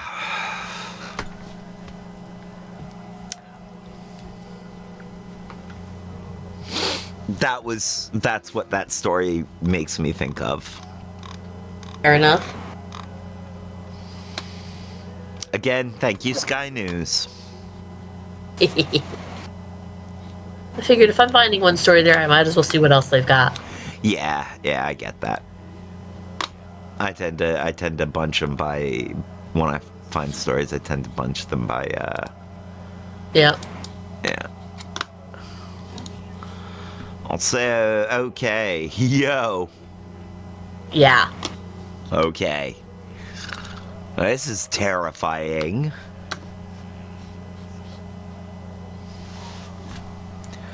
Dead Thai woman sent to crematorium wakes up in coffin. Staff at Wat Rat Parakhong Tam Temple near Bangkok say they were alerted after they heard knocking from inside the coffin moments before the cremation was due to start. A woman brought in for cremation at the Thai temple was found alive in her coffin. The 65-year-old had been taken to Wat Rat Prakhong Tam. The temple. Yeah, Buddhist temple on the outskirts of Bangkok after she appeared to stop breathing 2 days earlier.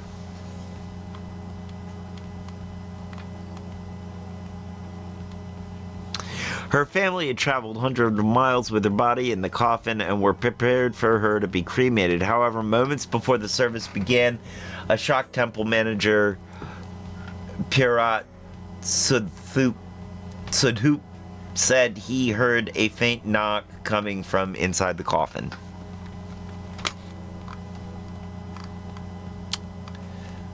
I was a bit surprised, so I asked them to open the coffin, and everyone was startled. Can we give him the award for understatement of the year?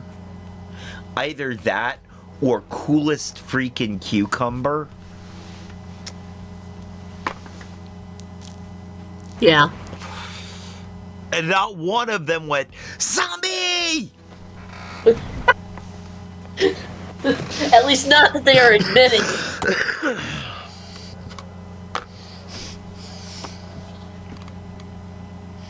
I saw her opening her eyes slightly and knocking on the side of the coffin. She must have been knocking for quite some time.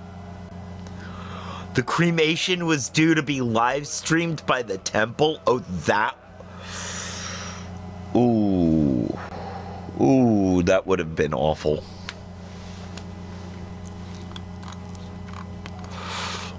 Wow. That's,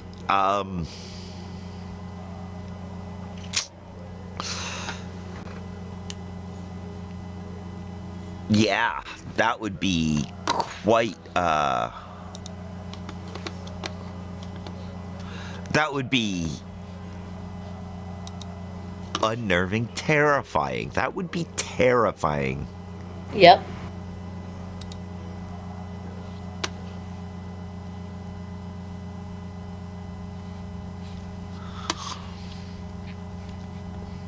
This next one is also, I won't say terrifying, but certainly uncomfortable in a dystopian sort of way. Yep. Baby born in the back of Waymo driverless taxi in San Francisco.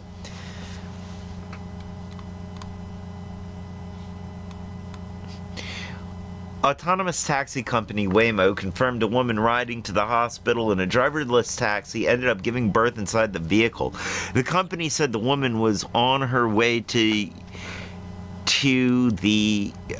University of California, San Francisco. Oh. I'd forgotten to do that the whole time. When she gave birth in the backseat of the Waymo car. The company's rider support team detected the unusual activity inside the vehicle and called 911. The baby had been born by the time the taxi arrived at the hospital. We're proud to be a trusted ride for moments big and small, serving riders from just seconds old to many years young, a Waymo representative told KRON TV. We wish the new family all the best, and we look forward to safely getting them where they're going through many of life's events. Wow, dude, he grabbed that one. Yeah. He went for that. Good on whatever representative that was for. I mean, it's a softball. It's easy to get right. Mm-hmm. But it's also really easy to mess up. Yes, it's really easy to get wrong. Because they could have been like certain other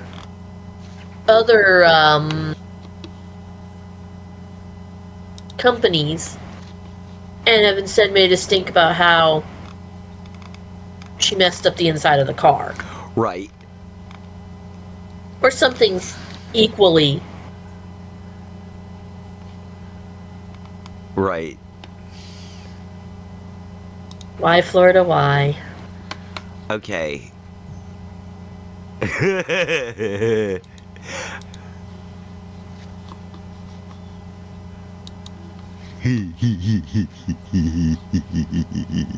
Because we might as well end the year with our favorite tropes of Ark on the Lam and Why Florida Why. Why Florida Why? Yeah.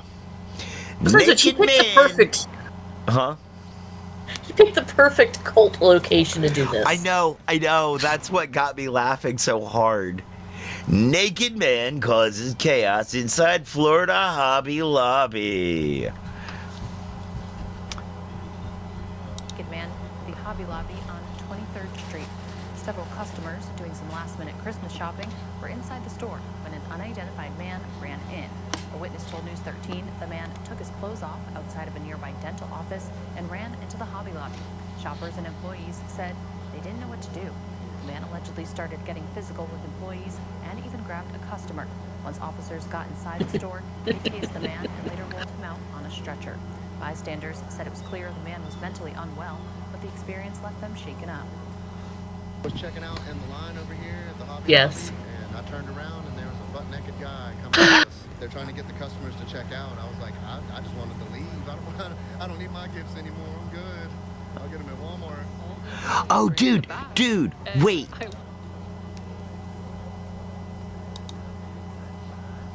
I'll get them at Walmart. All the employees ran to the back.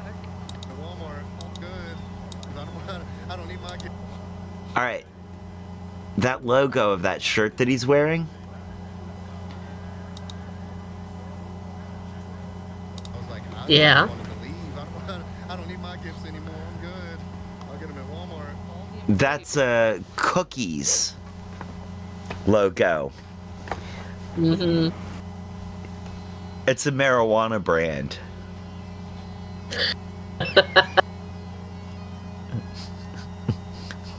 I mean, okay.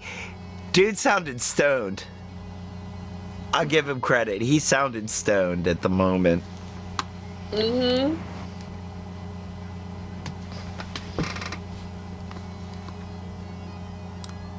Let's see if that helps us hear this any better. He's ran to the back, and I looked at him. I said, "Can I run back there with you?" And they said, "Yeah, come on, come on." I ran back there, and then he came right back there after me. And then I ran to the opposite side of the office, and then he came in a circle and ran right after me and grabbed me twice. But they pulled him back, and then I said, "Oh my God, can somebody please get him?" And then they said, "Run." And so I ran out, and then I was like standing there in shock. And then all of a sudden he came out and came to me again, and then all the employees said, "Run, run, run." And so I just ran straight to the photo department, or to the flower department. And I called my boyfriend, and he said, "Grab something sharp." I said, "I'm in the flower department right now." If you have run out of the store away from someone, go get in your car and lock the bloody door. The 2024 hurricane season was tough. I mean, yeah, there is that. I mean, I'm not gonna. I lived it. My PGT custom windows and doors stood there. Oh, that He is. grabbed her twice.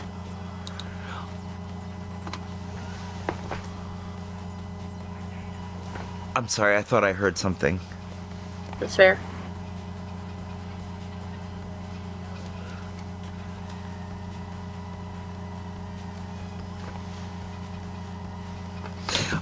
But yeah, I'm not gonna victim blame. I'm not gonna be like, you should have done something different in the moment, because Yeah. I Everybody do has a blame different response. Right. I do sort of feel like, come on, store staff should have tackled the dude. Like, somebody should have been trying to hold dude down, naked or not. Like, don't lose your nerve now. Or at least directed her to a more protected spot, not just randomly go stand on the sidewalk. Right. I'm also not gonna, I mean, I really shouldn't be judgmental of what they were capable of thinking of in the moment, you know, or Except for capable this is of Florida, doing. and this is Florida. They understand And this their isn't, customers. you know, this isn't crack behavior. This isn't meth behavior. This is bath salts behavior. And So bath that salts, might be why they didn't grab him. I mean, bath salts is eat your face kind of scary. Yeah. So I get And it. they're cultists. They're not Waffle House employees. No, they're not used to the fights. But still, they could have directed her to an office where they could have shut the door. But yeah, like anything. Dang, Florida. Why you gotta be so Florida? Florida? You gotta be so Florida about everything. Can't you be a little Ohio about stuff? No. No. Even Ohio is getting fed up because, we've got kangaroos in Oklahoma now. Hey, I think, yeah. Ohio's like, why not me? Last story. Either that or Ohio's like, finally, not me. Probably. Oh, no, wait, that's not what I'm trying to do. That's what I'm trying to do. Why do we have to end with Nightmare Flesh? Because I told you there was intent.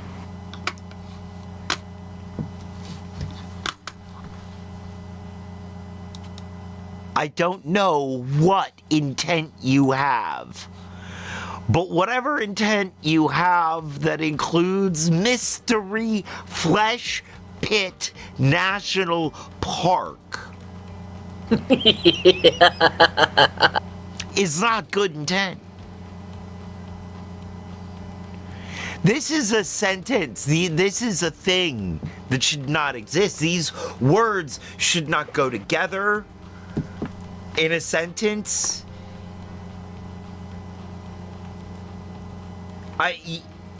You can take, if you take flesh out, it's slightly better. Mystery Pit National Park. But honestly, yeah, like everything before National Park Should not be there. shouldn't go with National Park. I mean, Mystery National Park maybe is kind of cool. But even that has, like, horror film vibes. Pitt National Park? No. It could be in Pittsburgh. I mean, it could be, but that would be two T's. But also, isn't the Pitt National Park just the Grand Canyon? Yes. Mystery Pit National Park. No, I don't want to go see a mystery. I mean, I do. But no one normal or even a little not normal should want to go see a Mystery Pit National Park. Lockpick, where are you? But a Mystery Flesh Pit National Park. There shouldn't be no Mystery Flesh Pit. There should be no Flesh Pit. There should be no Mystery Flesh Pit. And we most certainly shouldn't have a national freaking park about it. This is wrong.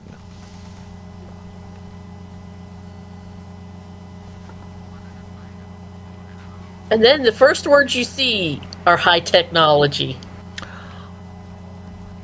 I'm ignoring those momentarily.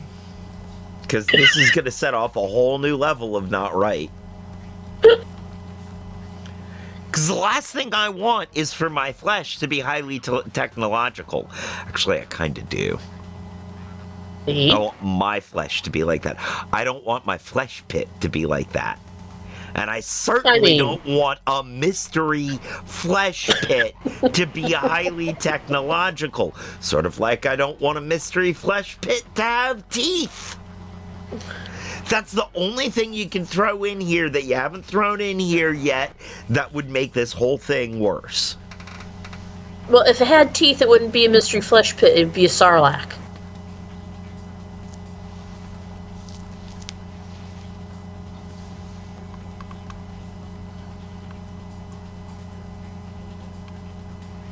High technology, deep in the heart of Texas.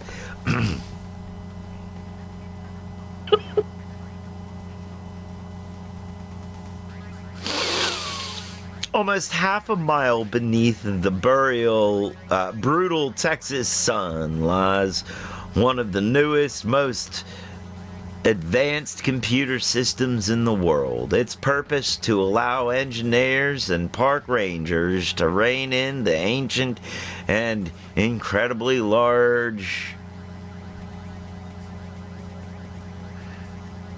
Permian Basin superorganism. After all, this is cowboy country. Oh, okay, the Permian Basin superorganism. That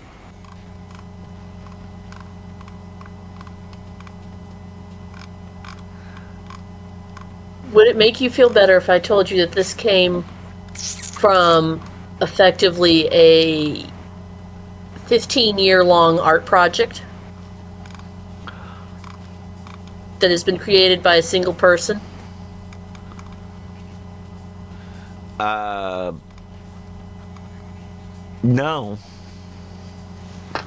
No, because now we're getting into supervillain territory. Oh, yes. Nothing about this makes me comfortable. And the fact that there's this popular science article just kind of photocopied in place here.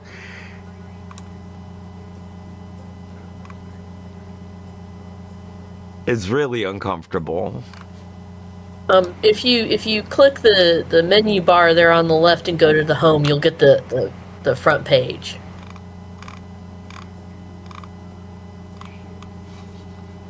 The little corner tab there on your screen. Yeah. Where's home? I should say home there somewhere. There you go.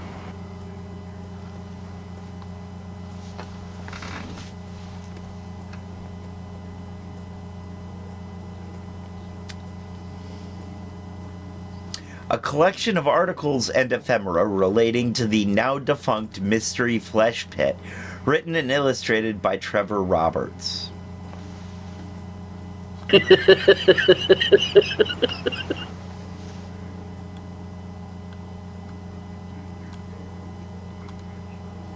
Why you gotta Trevor me like that, Trevor? Like, I thought we were Trevor here. But if you're going to be Trevor, then I'm going to have to be Trevor about the whole thing. And then it's going to be this whole big Trevor, and then, like, everybody's going to be all Trevor. And, you know, some people are going to be Trevor, but then other people are going to be like Trevor. And it's just, like, why we got a Trevor like this?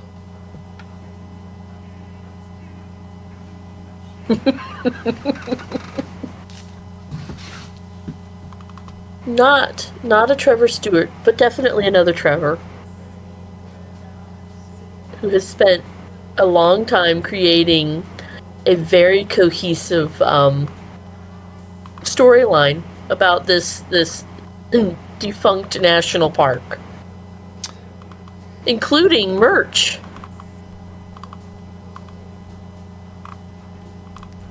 It ain't real. No, it's not. Well, the merchandise is real, but... Trevor? Can we have a little Trevor here? Scroll back to that picture of the pool, the people in the pool, and read what it says. No.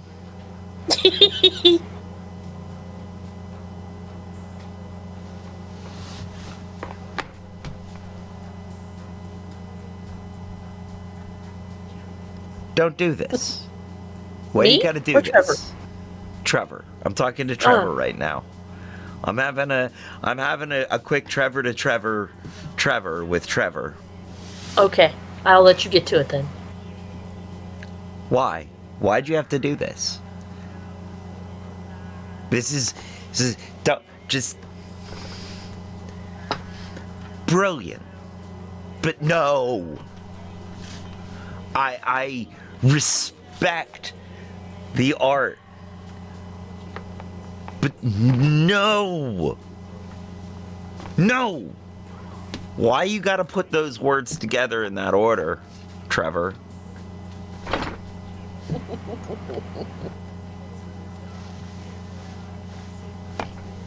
It's taken me 40 years to figure out not to take things too far. Don't over Trevor. Or the system's just gonna go Trevor's up.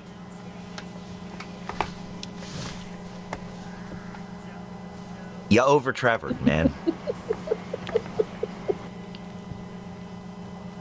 Just saying.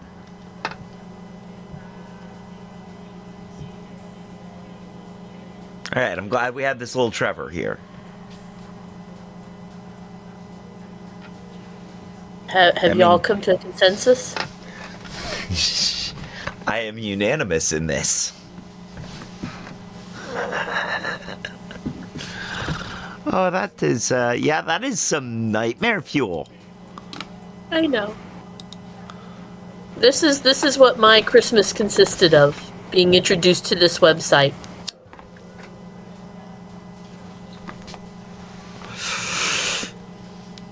From which an intent was born, and how did it play out? upon. Did it play out like you wanted it to play out? Yes, it did.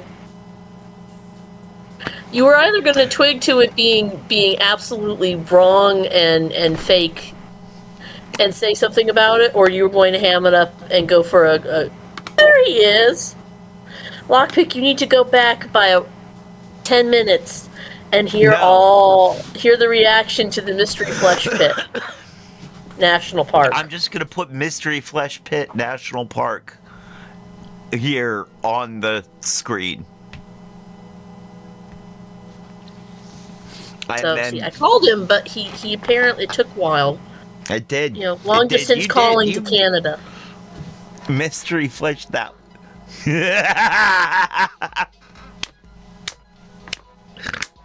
That was my nickname in high school. He's alive! There it is. There it is.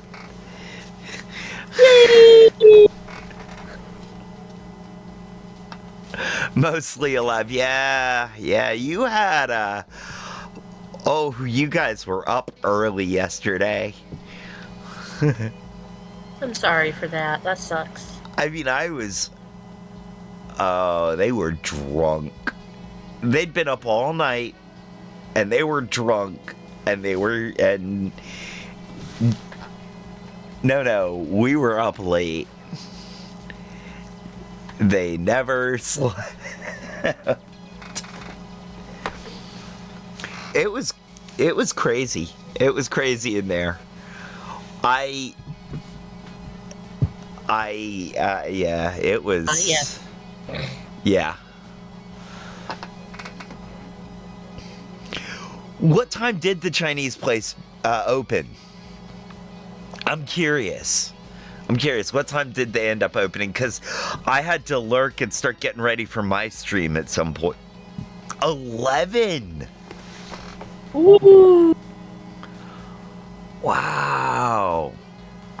11 on Boxing Day. Well, okay, I guess I get it. They figure you're having leftovers on Boxing Day. Yeah. Uh-huh. Didn't get to sleep till like 1 p.m. Oh, jeez. No wonder you're just waking up now.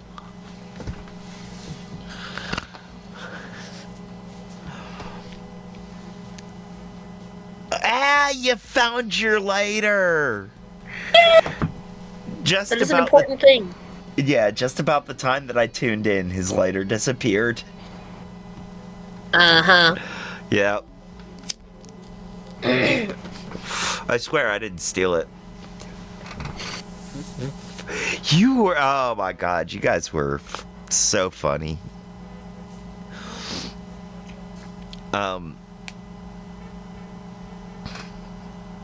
Yeah, so Mystery Flesh Pit National Park. Yep. Like I said, at least it doesn't have teeth involved. I guess, yeah. If it had teeth, it would not be a mystery. It would be a ginormous sarlacc. They were hilarious. They always are. They always are.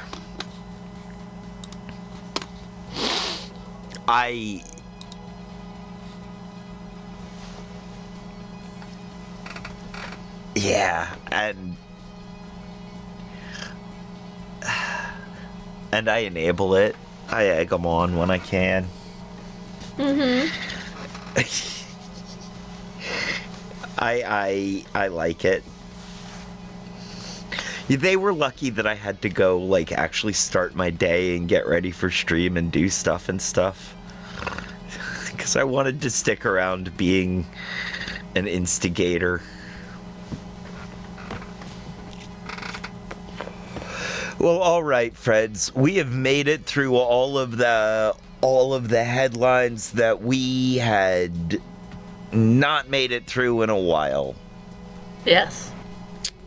Headlines and things thrown in just for the reaction value. Yes. And I am gonna have to go to the Hidden Leaf shortly and start keeping an eye on the gingerbread house creations if they are happening yet. Don't forget that gingerbread house kits are still going to be available through Kush Gang this evening at the Canna Market on River Road in Charlottesville. And they come with 2 one-day passes to get you into the Hidden Leaf today and tomorrow for the competition.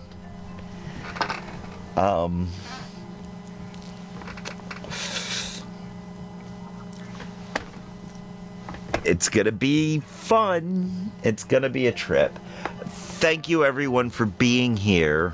Thank you, Kat, for being here. Thank you for all of those articles. Yes, you're welcome. Thank you, Just Me Crystal. Thank you, Lockpick. Thank you, Maddie Holmes. Thank you, Chris in the 386. Thank you, all of you lurkers. Much love. And we will see you back here tomorrow for Sunday shenanigans. And then we won't see you until the new year. So thank you everyone for being here. Again, thank you, Kat. Stick around for the raid. And now is the time on the show when I say, as they say around here, 2 up, 2 down. 2 up, 2 down. VA. Double deuces. I'm out, y'all.